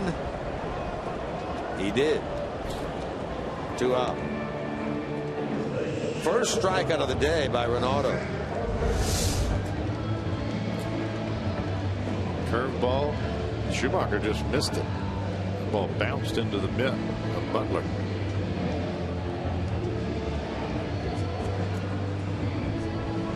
And the Reds go on the road after this. 4 in Denver against the Rockies, and then 3 in St. Louis. This Boston team heads home. They have an 11-game homestand that starts tomorrow night against the Houston Astros for 4, the Angels for 4, and then Seattle for 3.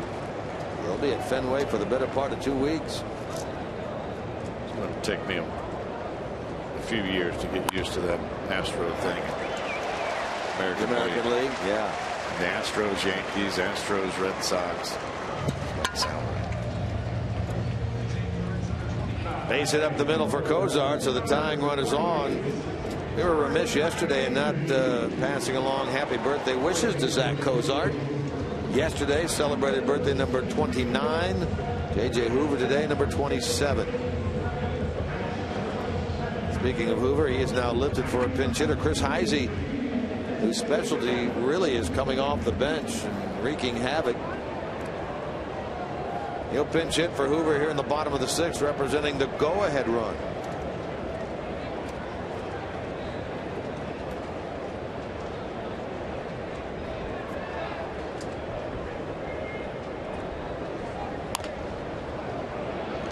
Fair ball according to the third base umpire. Low throw, but out at first base. Napoli did a heck of a job there to stay on the bag, go down and get that low throw to retire Heisey. Inning comes to an end. Let's take another look at it.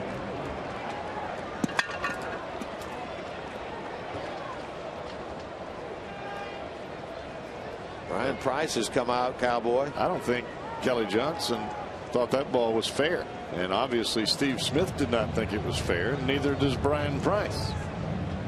Now the Red Sox have left the field. Brian has just now reached third base. The replay that we saw at least a moment ago, it was tough to tell. Grounds crew is working on the field. Reds have taken the field. New pitcher is out of the game, but it's not something you can challenge. It's just the judgment.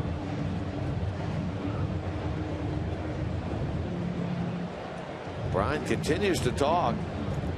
to Jordan Baker over there at third base. Here's a look at it down the line. This is what the umpire sees.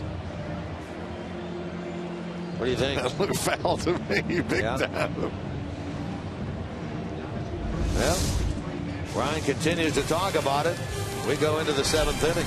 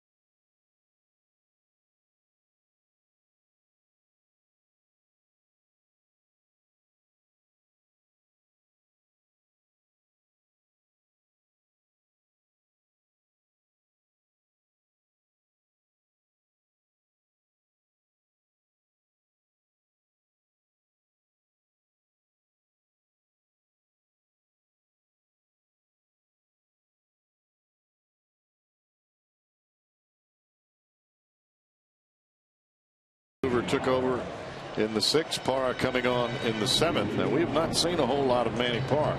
This will be his 42nd appearance. He has not pitched a whole lot here lately. He follows J.J. Hoover, who had a perfect 6th inning. Heisey hit for Hoover. Parra in now, trying to keep it a 1-run game. Cowboy, let's get back to the point that you were making at the end of the bottom of the 6th inning when you said it's not a challengeable play. We don't want people to assume that you were talking about at first base. That appeared to be a good call. Brian was arguing about whether the ball is fair or foul.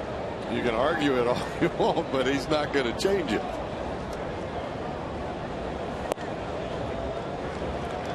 Third appearance in the Reds' last 21 games for the Reds for Manny Parra. Now, he has not allowed a run since May 25th. That's a 20 appearance scoreless streak for Parra. He's had some back issues that have caused him to not be able to pitch. He gets the lefty Holt here, who's been on twice, scored twice. Double back in the 6th inning led to the Cespedes base hit, which tied the game at 3. And the batter later, Napoli, untied it with a 2-run homer into the Sunday.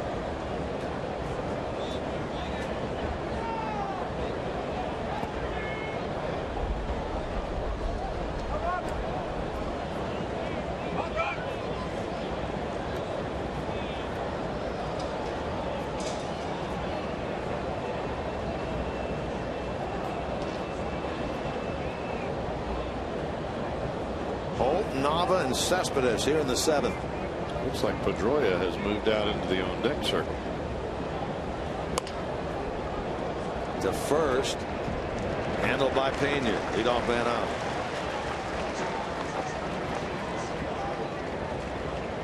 Make sure you're ready for Reds action 30 minutes before the start of every game. That's with Reds Live pregame presented by Ray St. Clair Roofing. It's all right here in the exclusive home of Reds baseball, Fox Sports Ohio.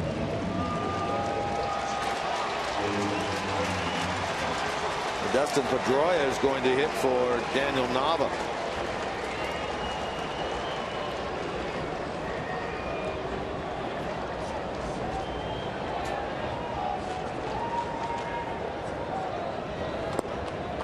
They'll be making some defensive changes as we get into the latter stages of this game. Well, we were talking earlier about the versatility of Brock Holt, who started at second today, started at center field last night.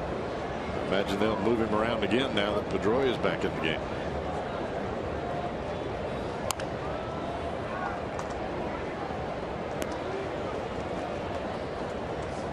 Middlebrooks is on deck to bat for Cespedes. Seems a little odd, unless there's something going on with Cespedes we are currently unaware of.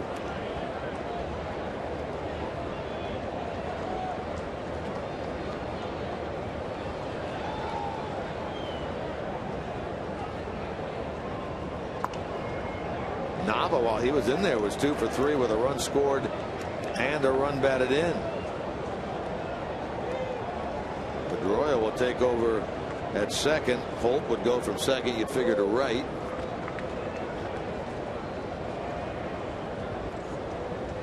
Middlebrooks on deck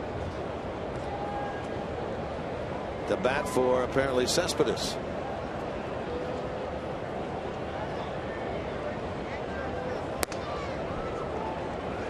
Dustin Pedroia last night 1 for 3 with a walk, brings a 5-game hitting streak into the game. Overall at .282, 5 homers, 43 batted in. Appearing as a pinch hitter for the first time this year.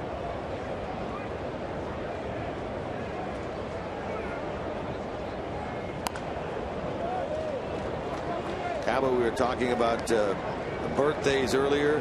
Zach Cozart yesterday, number 29.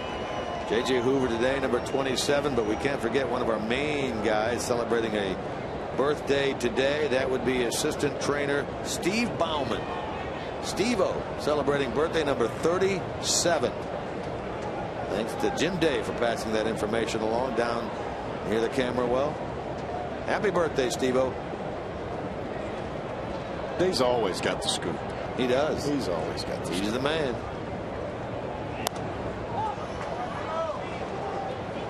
Because he's a baseball guy. No question about it. I would suspect he'd be in line for a little cow out in Denver tonight. We'll see. About Dustin Pedroia. He comes off the bench cold. Now he's looking at 7-8 pitch at bat. This guy's a gamer.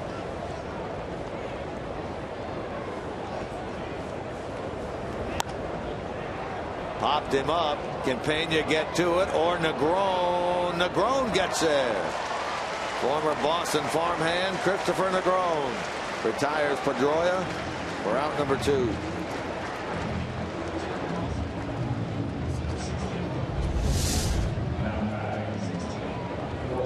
Long way to go for Christopher Negron. There's nothing to break that fall except for the tarp.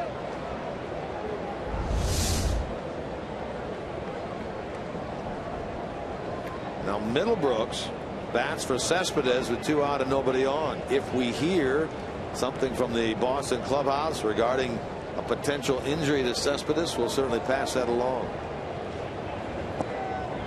Middlebrooks started, played third base last night, was hitless in 4. Sub 200 hitter this year. It's really been a tough 2014 for Will Middlebrooks. Starts this game at 180 with a couple of homers and 10 RBIs. And on the disabled list any number of times.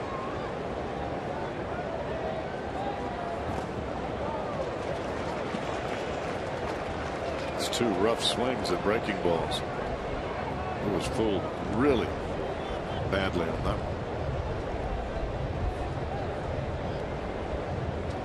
Reds relief corps here trying to put together a second straight 1-2-3 inning.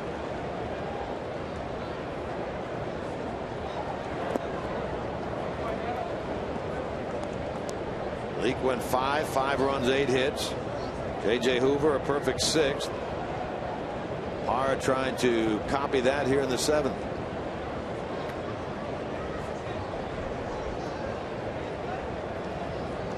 Reds in their half will have the top of the order.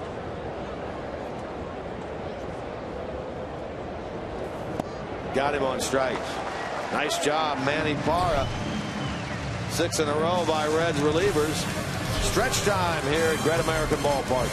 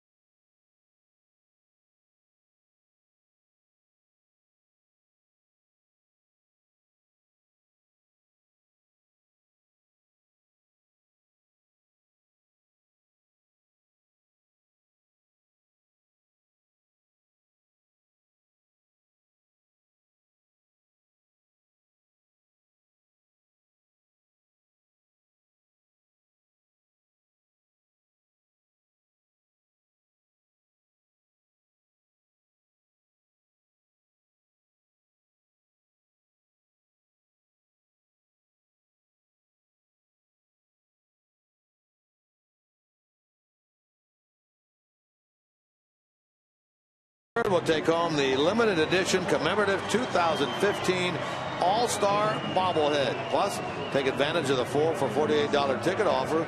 That's purchase 4 tickets for only $48 and receive 4 $5 vouchers good towards any bakery item at Cervati's Pastry Shop. See your Reds take on the Braves and take home a 2015 All-Star bobblehead. For tickets, call 513-381-REDS or visit reds.com/4 for $48. The pitcher into the game for the Red Sox, following the start of the young right-hander Anthony Ronaldo, is Burt Badenhop. No stranger to the Reds. I just saw him last night.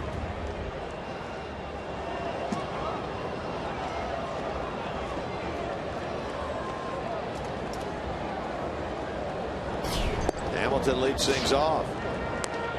Ronaldo goes 6, allows 4 runs, 8 hits.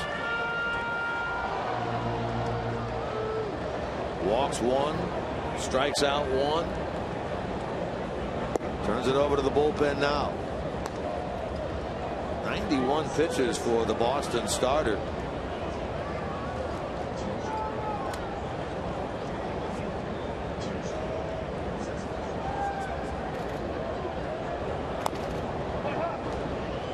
Report from the Boston clubhouse. Cespedes leaves the game with a right hand contusion.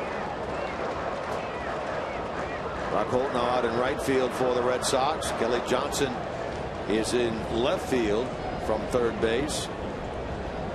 Middlebrooks is at third.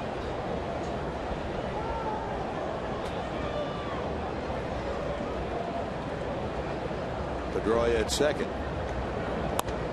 And Pedroia gets this ball hit to him, and he throws out Billy Hamilton.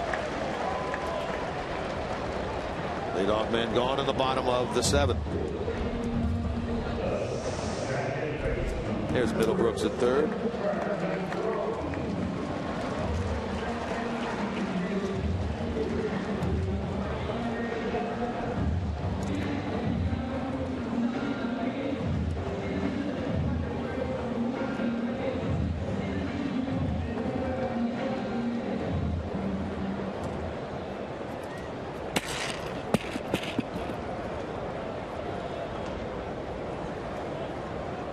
Here's Negron. He's been on 3 times. A walk, a single, and a triple. He scored twice.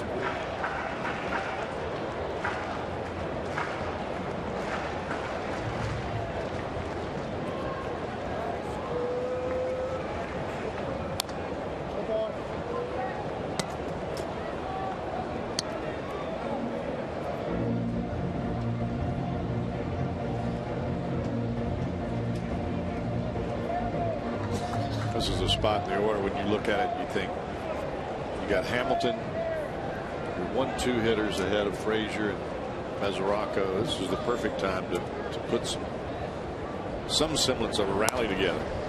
And not going that way right now. Pedroia makes his second play of the inning. He throws out first Hamilton, now Negron, 2 out. Reds have not gone down in order yet today. They have a hit in every inning, at least one. Hits are even at 8, but Boston clinging to a late inning 5-4 lead here in the bottom of the 7th.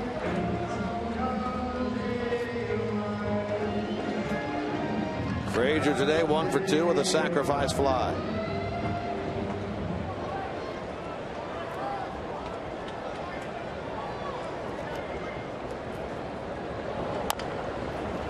Taps this one foul.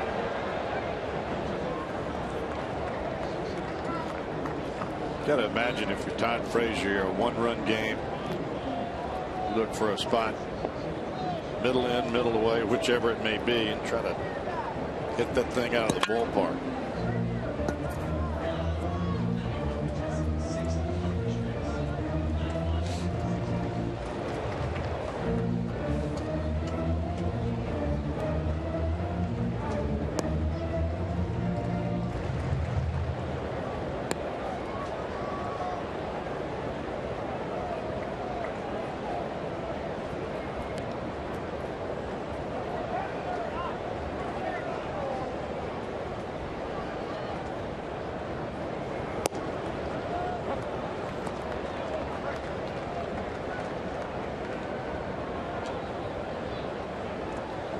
Now you can't really sit on a pitch. 0-2. You got to try to stay alive. Well, the Reds have been involved in a lot of one-run games lately. Lost the one-run game here yesterday. Those run games are all fine and good if you're winning. Yeah. Couple against Miami. Came into this game 17 wins, 26 losses on the year in one-run games. Boston is 500, 23-23 in one-run games, and that Miami team had more one-run wins than anybody in the big leagues this year.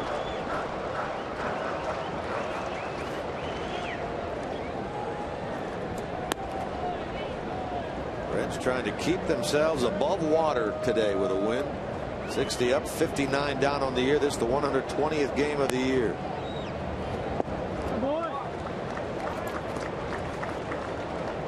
Paul Doherty, a friend from the Cincinnati Enquirer, likes to say the big 162 has 42 remaining after today.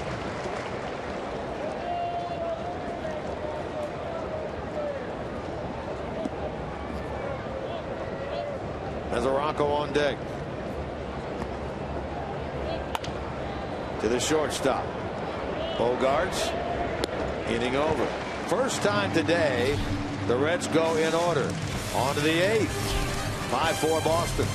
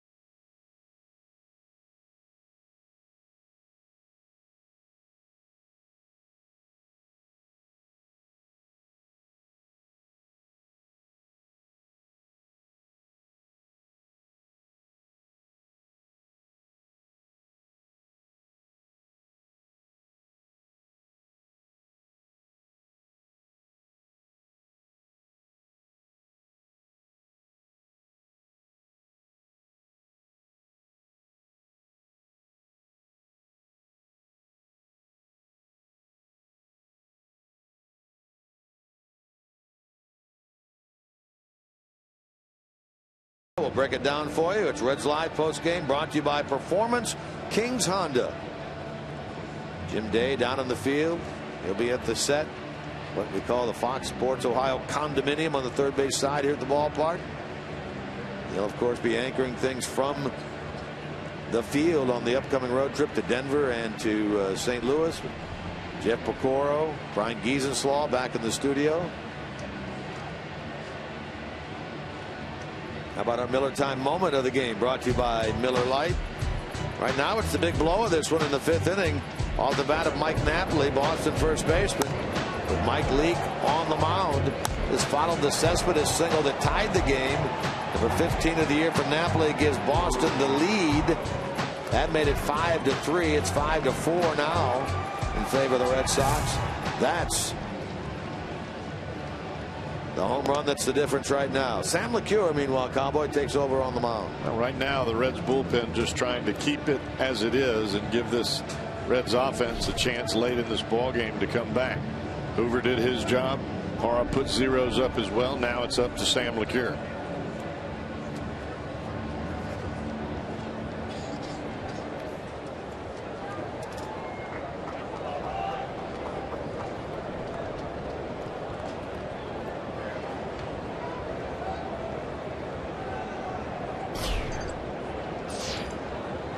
You'll get Napoli, then Johnson, then Bogarts here in the top of the 8th. First pitch swinging and a pop-up. Playable Mesoraco gives way to Frazier. 1 pitch, 1 out.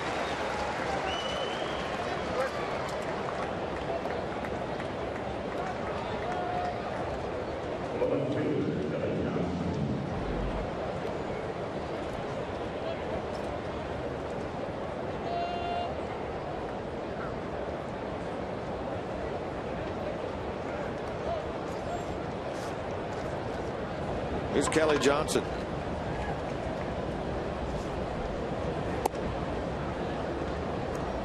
Talking about one-run games, the Reds are 1-9 in one-run games since the All-Star break.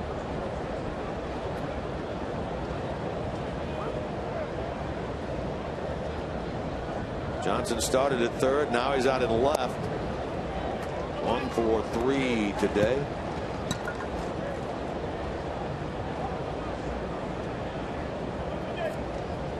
You can dissect those one-run games any which way that you'd like to cut it. Well, the pitching didn't quite hold up. Didn't quite get that last run in the game. Either way you look at it, you lose. And those are the games. The teams that are in the playoffs, those are the teams that win those games. And it's just the fact of the game. You play 120 games, and if the Reds don't win today, and you're sitting at 60-60, you kind of look at it and you think, what have we done? What have we accomplished this year? Now, from a Reds standpoint, they started the day only 2.5 out in the National League wild card hunt. Still with 2 teams to jump over. Same situation in the division, although they are 5.5 out there.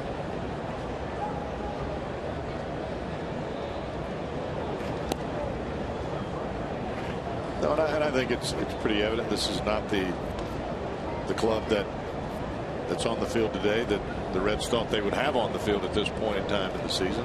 No Brandon Phillips, no Joey Votto. We talk about that time and time again. But that doesn't mean you throw in the towel. Right. Just keep right on gunning. That's one thing you can say for the Reds. They just keep battling.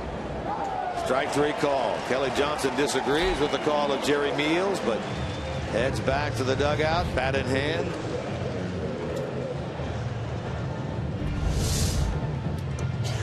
Cure loves that fastball that starts into the left-hander and runs right back over the plate.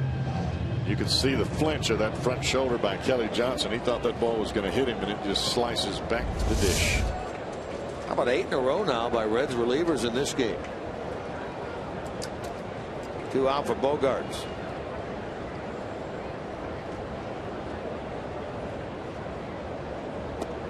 That just means, Cowboy, it's going to be an interesting and what we hope entertaining final 6 weeks of the season. I don't think there's any doubt about that, especially as we get down, what, September 6th, 7th, right in there, where you're really predominantly in the Central Division for the remainder of the season. Yeah.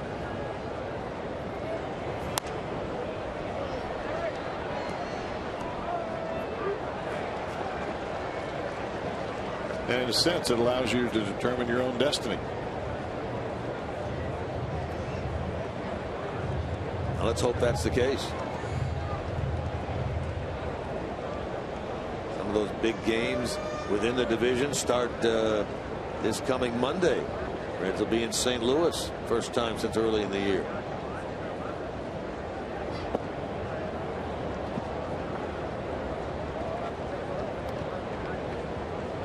Play all these teams, you know, that go out and see the Rockies. They were flying high when they were in town. Not so much now. Different club. Cardinals, same thing. They've had some massive turnover since the Reds last saw them. Reds are a different looking club now than they were when they last saw the Rockies and the Cardinals. On strikes, LeCure does a great job here. 1, 2, 3 go the Red Sox in the 8th. Great work out of the pen by Hoover, Hara, now LeCure.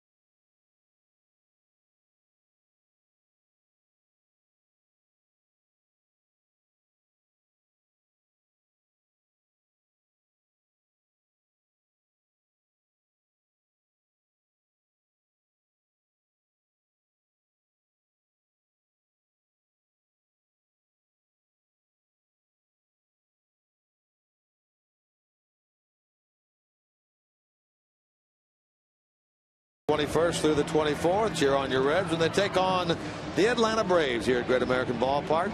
Purchase 4 tickets for only $48 and receive $20 towards any order at Cervati Pastry Shop and Deli. Plus, don't miss a spectacular Fireworks Friday show and a limited edition commemorative 2015 All-Star bobblehead giveaway that's coming up on August the 23rd. For tickets to all this, call 513-381-REDS or visit reds.com/4 for 48.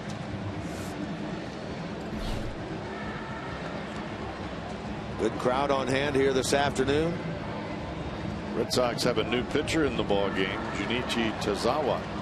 You have to wonder, will he pitch the final 2 innings? What with Koji Uehara pitching last night, he's pitched 4 out of the last 5 days, and you just have to wonder, would they run him out there again, or would they go with this guy for 2? Interesting choice that John Farrell, the former pitching coach of the Red Sox, now manager, will have to make. As Tazawa, the 28-year-old native of Yokohama, Japan, enters the game.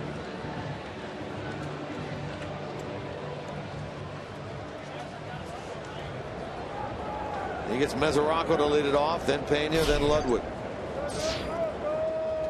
Peyton Hop goes an inning, 3 ground balls and out.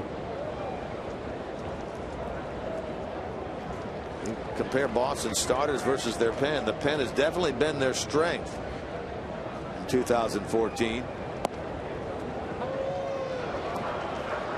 Mesoraco looking to keep a hitting streak, a modest one of 4 alive here today.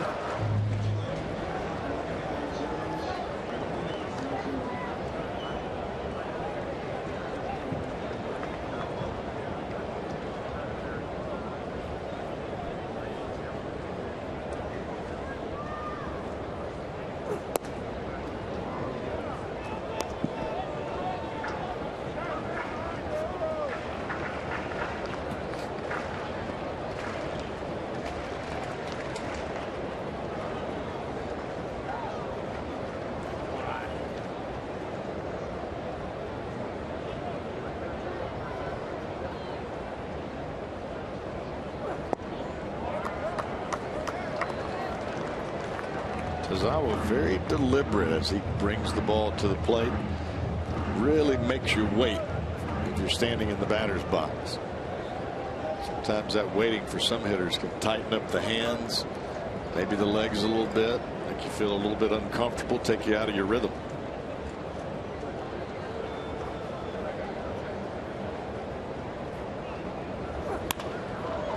Hit hard, but foul by Devin. 2-2.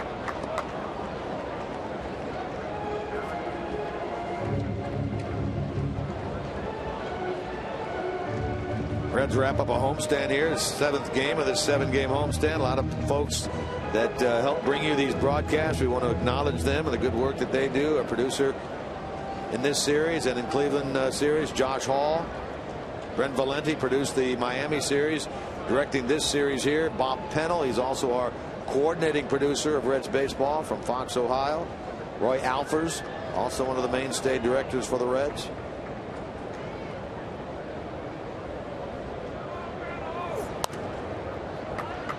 Associate producers dialing up the highlights, if you will, Matt Sigafus. Our lady on graphics, Lauren White. Reds Live produced by Kent Dream Weaver. Tom Farmer is, of course, the executive producer of Reds baseball on Fox Sports Ohio. Big nod of the head goes to Jesse Jackson, our stage manager up here, Dickie Moss, our sound man up here in the booth, and of course our stat man extraordinaire, Joel Luckham. Great work by all, as always.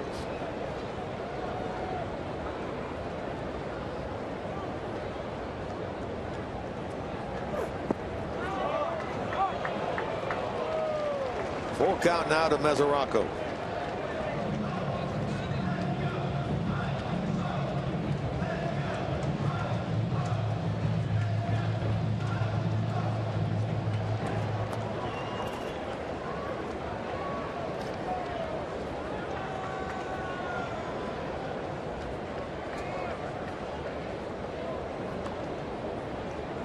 Got a 1-run game. This is a guy in the Reds lineup.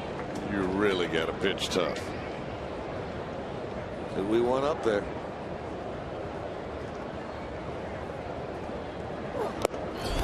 And he got it. Tazawa gets Mesoraco to start the bottom of the 8th. And here's our Mazda pitch by pitch extended at bat for Devin Mesoraco. Takes the first pitch curveball as you see him back away. Tazawa tries to paint away twice with the fastball but misses. This ball runs back in and Mesoraco just missed that one. And he goes back to the off-speed stuff. Down and away. Again down and away with the curveball. They thought Mesoraco might have gone there, and he definitely goes after the fastball there. So 1 out for Pena.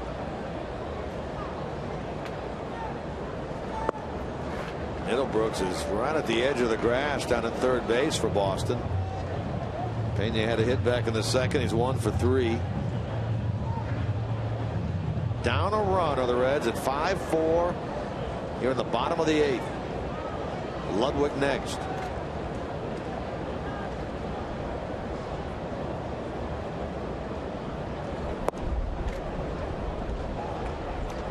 Mentioned the teams the Reds are chasing will all play tonight. Milwaukee at Chicago.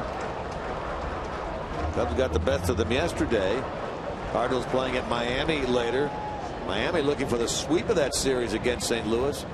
Pittsburgh, they switch venues and go to Detroit after winning the 2 against the Tigers in Pittsburgh. All playing tonight.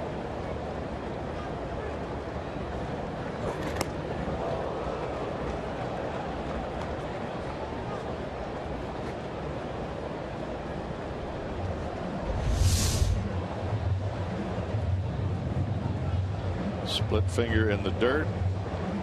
Butler doesn't even get a mitt on it as he catches home plate umpire Jerry Mills in the shoulder guard.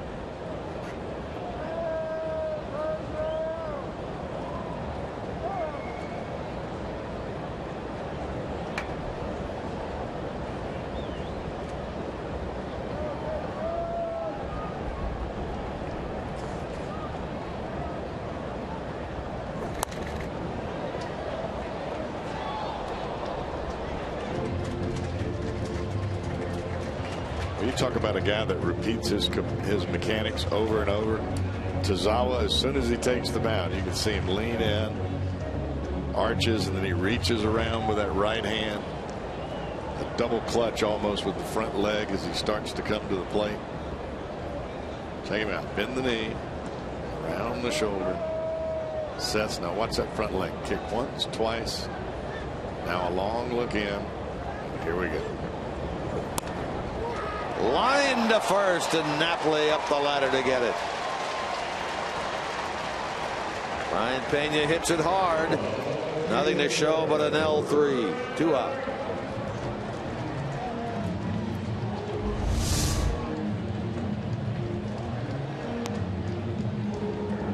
Napoli had to get up a little bit for that one. 2 out for Ludwig. Lined out, popped up. 0 for 3. 2 former catchers playing first base for their respective clubs here this afternoon. Pena for the Reds, Napoli for the Red Sox. Both have spent most of the season over there. Good observation.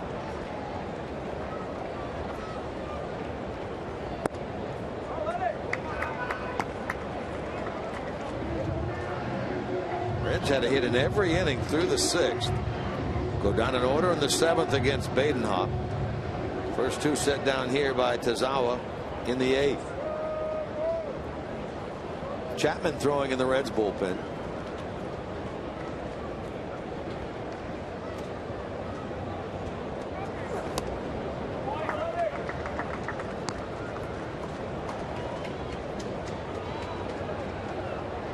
Reds 1-8 in regular season play against the Red Sox. Trailing this one 5-4, bottom of the 8th.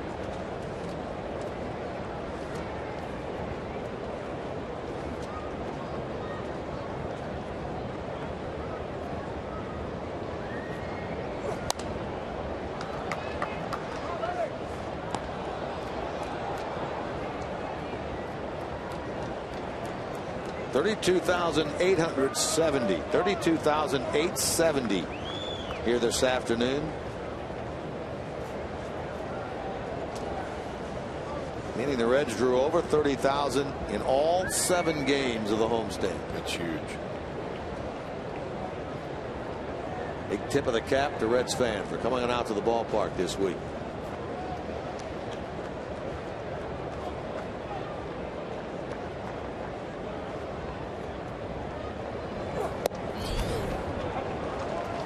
Two and two.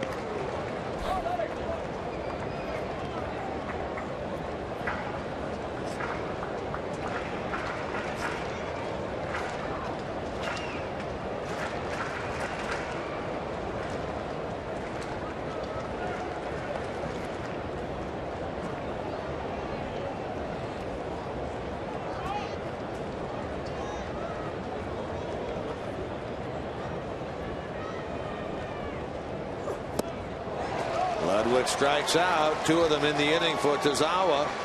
And the bullpen of the Red Sox answers with a 1-2-3 frame.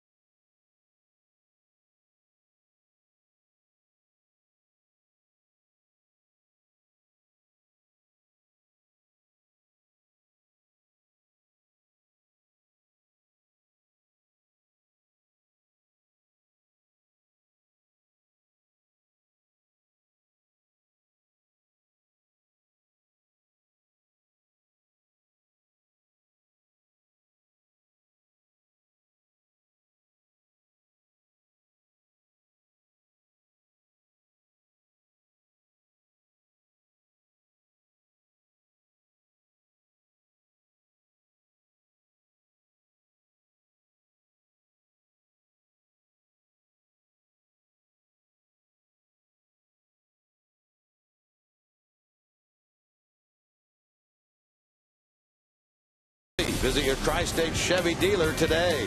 And by Cincinnati Children's Hospital, who ranks 3rd in the country on U.S. News and World Report's 2014 Best Children's Hospitals.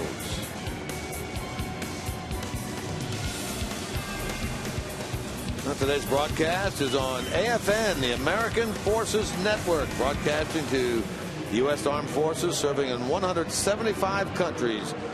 And aboard ships at sea, they're watching around the world in Iraq, Germany, Italy, Southwest Asia, South Korea, Japan. Thanks for watching via the American Forces Network. And of course, thanks for all you do to keep us safe here at home. New pitcher Cowboy, Aroldis Chapman. Chapman hasn't pitched since the 9th of this month against Miami. You're a pitcher coming out of the bullpen. 2 days off is great. 3, not so great. And 4, boy, you don't want that at all. The only way you can stay sharp is to be on the hill. And Chapman is there now. You look at a John Merrill hot dog play of the game. It's actually Saturday against Miami. Chapman's last outing. He came on in the 9th inning, got a strikeout of Giancarlo Stanton, and then ends it with a strikeout of Jared Saltalamacchia. Here's the line in that game for Aroldis Chapman. An inning, a walk, 2 strikeouts. 17 of the 25 pitches he threw clocked at 102 or better. A John Merrill hot dog play of the game. Some serious gas right there. So Chapman on. He'll get Jackie Bradley Jr. to lead things off. Changes for the Reds. Ramon Santiago is now at second base. Dustin Pedroia, Christopher Negron is in left field. Ryan Ludwig out of the game. Chapman in the 6th spot. Did that hit his bat? Oh, that hit his shoulder. Almost sounded like it hit the bat. Bradley is hit by a pitch on the first offering from Chapman here in the 9th.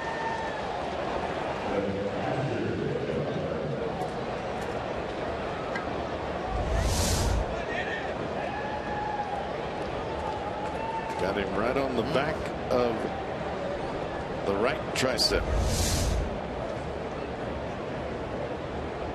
So the first base runner for Boston to reach against the Reds relief corps. That's a triple-digit pitch too at 100. I can imagine there's a few guys down in both dugouts looking at each other and saying, that's going to leave a mark. Butler wants to try to bunt him along as Chapman throws to first.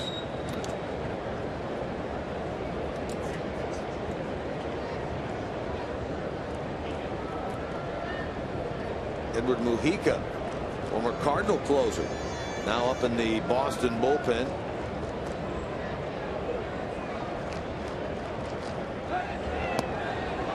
Their speculation may be true, Cowboy, that they do not want to go to Uhara again today.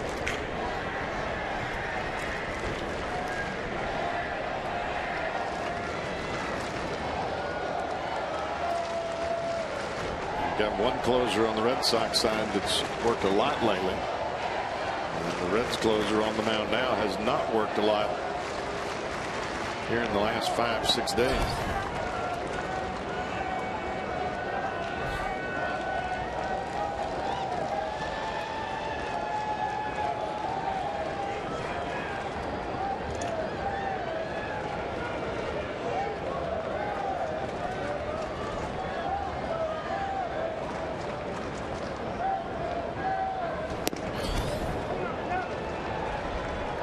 Those pitches way out of the zone. After the first one was way up and in and hit Bradley, and so with that, Brian Pena, countryman from Cuba, goes in and talks with Aroldis Chapman. This is what happens sometimes. You don't pitch for 3 or 4 days. You've got a day off. Then you've got to come into a ball game and get some work, and it's not the normal situation that you're used to coming in with the 1-run lead or a save situation. Now, granted, the Reds are still in this ball game. It's only a 1-run deficit at this point. This is where you really have to lock it in if you're on the mound and just figure out a way to get through it.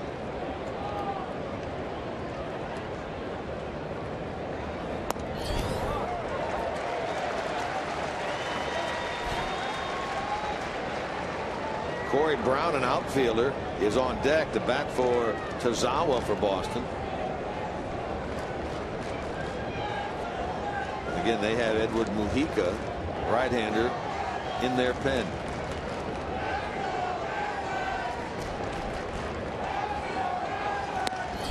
Swing and a miss. 2-2.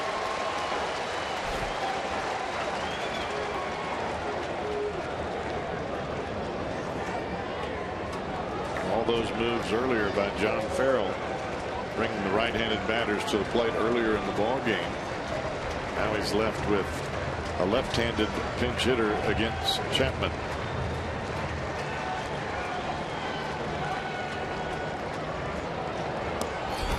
Runner going, swing and a miss.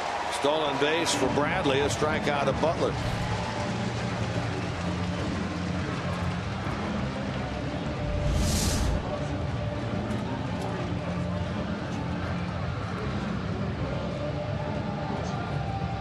Yeah, the only other right-handed bat he may have is his backup catcher in Vasquez.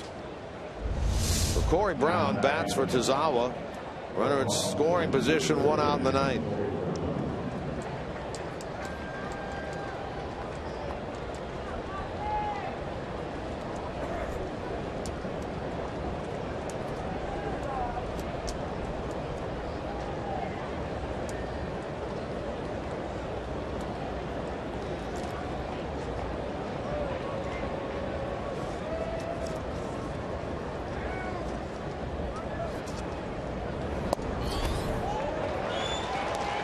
Strikeout, by the way, of Butler means 49 now. 49 straight games out of the bullpen, in which Chapman has appeared, in which he's recorded at least one strikeout, an all-time major league record that he set earlier this year, snapping the old mark of 39 held by Bruce Sutter.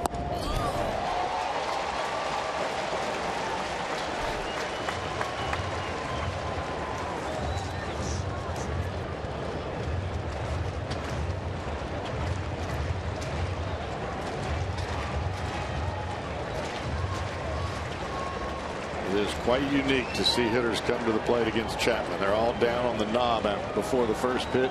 After they see that first one hit triple digits, they all choke up. Swing and a miss. First appearance in the big league uniform as a Red Sox player by Brown, and down he goes on strikes. He won't forget that at bat. Well, I got called up to the big leagues. Think I'm going to get to play in my first game. I've got a pinch hit against a guy throwing 1,000. So after the hit batsman, back-to-back strikeouts of Dan Butler and Corey Brown, and now it's Brock Holt. Chapman trying to keep it a one-run game and give the Reds a chance in the bottom of the ninth. They will have Schumacher, Cozart, Santiago.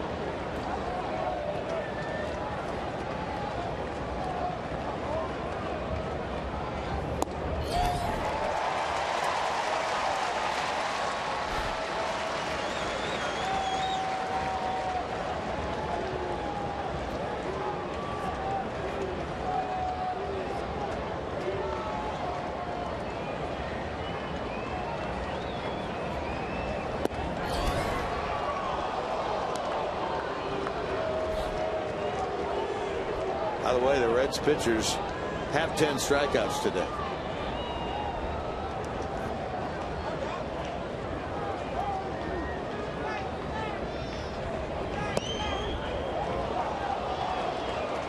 Two balls and a strike to Holt.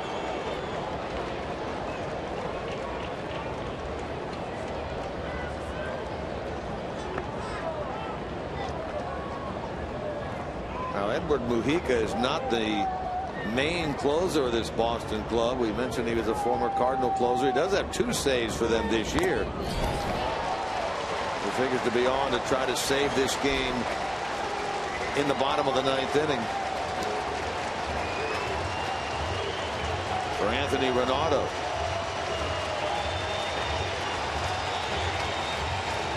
Now with 10 strikeouts, there are 2 strikes on Holt, potentially number 11.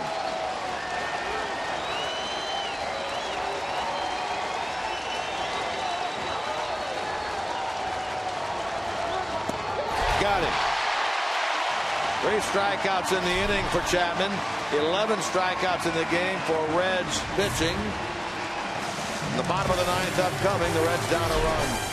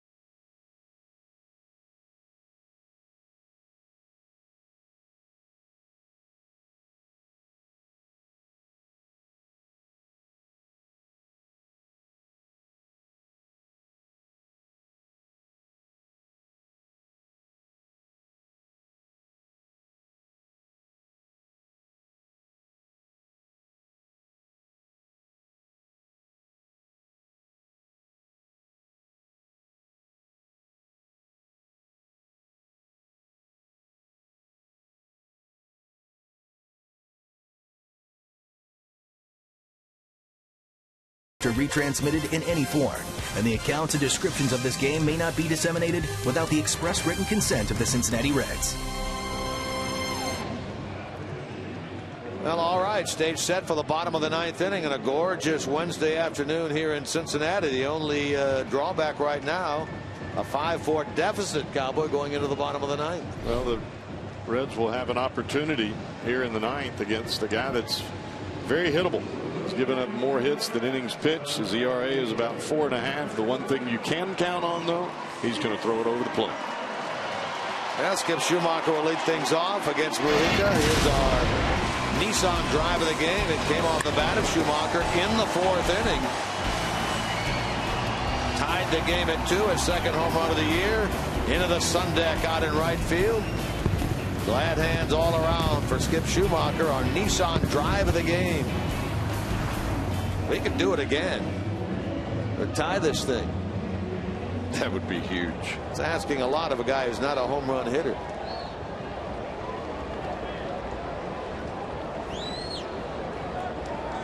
Mujica with 2 saves on the year. 37 of them a year ago as a Cardinal closer. Trying to save it here for Renato.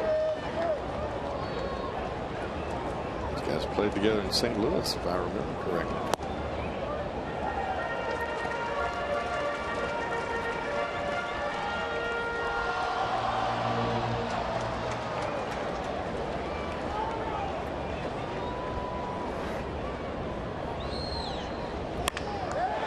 Base hit into right field for Schumacher. Good start for the Reds. As indeed, Cowboy, you're right. The former teammates from 2012 late in the year, Schumacher and Mujica, face off here in the bottom of the 9th. Schumacher gets the base hit. 3rd hit of the ball game for Skip Schumacher. Tried to rush that baby in on him, and Schu was ready for it.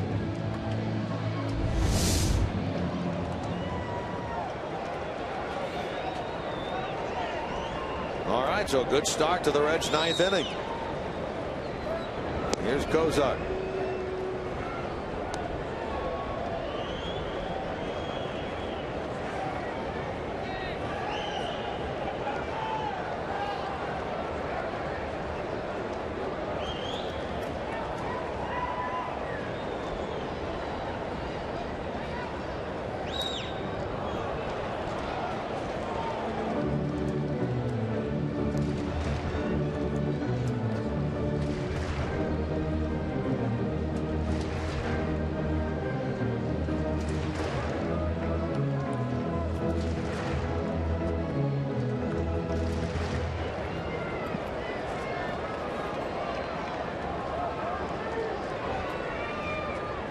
Zach in this game 1 for 3. Had a hit his last time.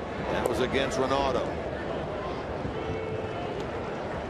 Reds trying to move that runner Schumacher around. We've heard this saying so many times. You play for the win at home to go into extra innings, or you play for the tie at home to go into extra innings. You play for the win when you're on the road. That one up and in. Kozar had the bat up there almost as much for protection as anything else. Fouled it away. Now he's down 2 strikes. This baby right up around his face. Last year we saw him get a pitch like that and he pinched his finger right against the bat. Remember that?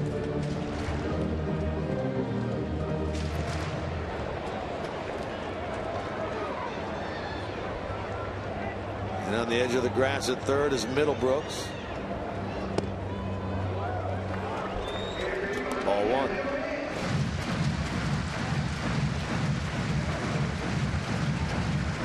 1. Reds led 3-2 in this game after 4. A trail now 5-4 in the bottom of the 9th. Santiago on deck. I kind of wonder, I know Jay Bruce was scratched due to illness before the game, if he is even available to pinch hit for Cincinnati. Into left. That's a base hit for Kozar. That's a big at bat right there.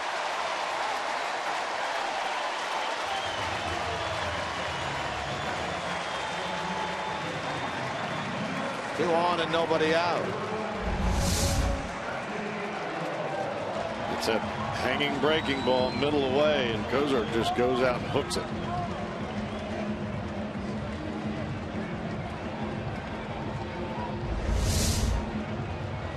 Meeting on the mound now between the Boston infield, and if you go by what you were just talking about, Cowboy, you would expect Santiago to be bunting here, right? I would think without a doubt. We saw the Red Sox in comeback fashion last night. Can the Reds do it this afternoon? It is prime time right now.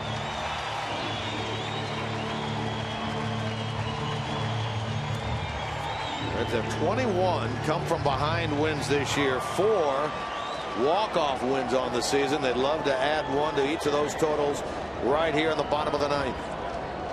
Expecting bunt, Boston. Santiago handles the bat well, fouls that one away. Even with Napoli charging the way he is, all Santiago is trying to do is bunt the ball hard at Will Middlebrooks at third base, make him come get the baseball, vacate third base. Schumacher out at second. I don't care how hard he bunts it up to Middlebrook, there's no way anybody's going to get there before Schumacher can over to the bag. Santiago trying to get the job done here. In the air, 2 strikes. Now do you keep it on? I would. I don't want a double bunt.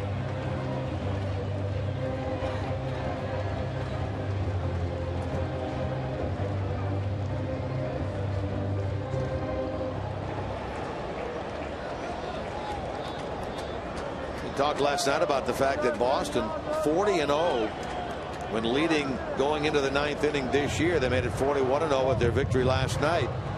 They're trying to increase that here.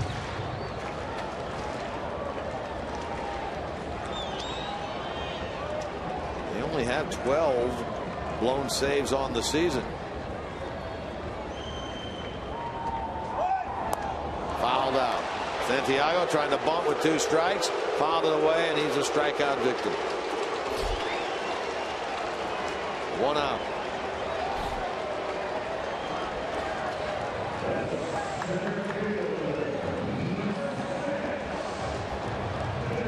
That's a rarity for him because he usually gets that thing down. Does. He normally handles his bat very well.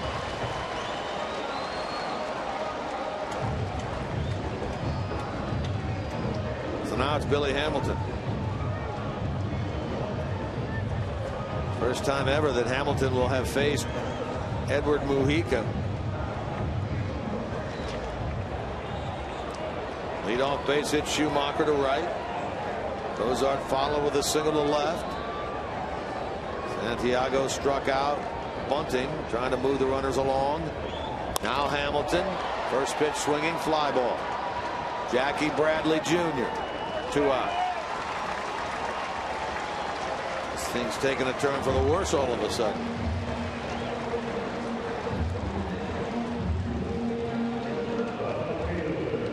Christopher Negron, the former Red Sox farmhand, walks to the plate. 2 for 3 today with a walk. He scored twice.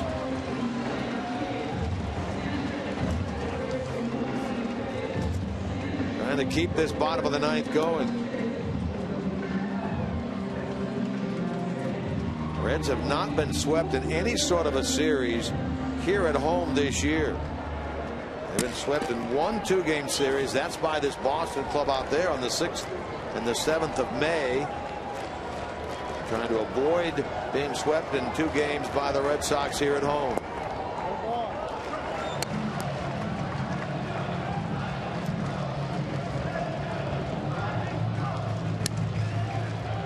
Two on, nobody out, turns into 2 on, 2 out.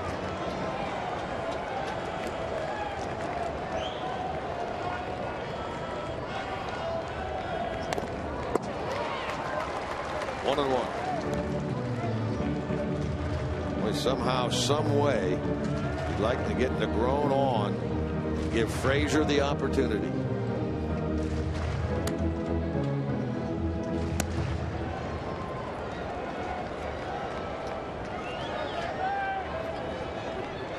Tying run, Schumacher out at second. Winning run, Cozart at first. Ground ball hard to the mound, but knocked down by Mujica. throws the first in time. Negron is out, and the Boston Red Sox come into town and win a pair of one-run games, including this afternoon by the final score of 5-4. And they sweep the season series 4-0. First sweep against the Reds at home this year. Those one-run games, Cowboy, have haunted the Reds. They really have. And I don't think anybody would have thought that this would be a day where Mike Leake would give up 5 runs. We just haven't seen that very much, but it was not Mike Leake's day. Anthony Ronaldo gets the win. He's 2-0. Edward Mujica gets his 3rd save. Mike Leake falls to 9-11 on the year. And the Reds going on the road now for a 7-game trip that starts with a 4-gamer in Denver against the Rockies. A 500 club, 60 wins, 60 losses. Invite you to stay with us now. Reds Live post-game is next.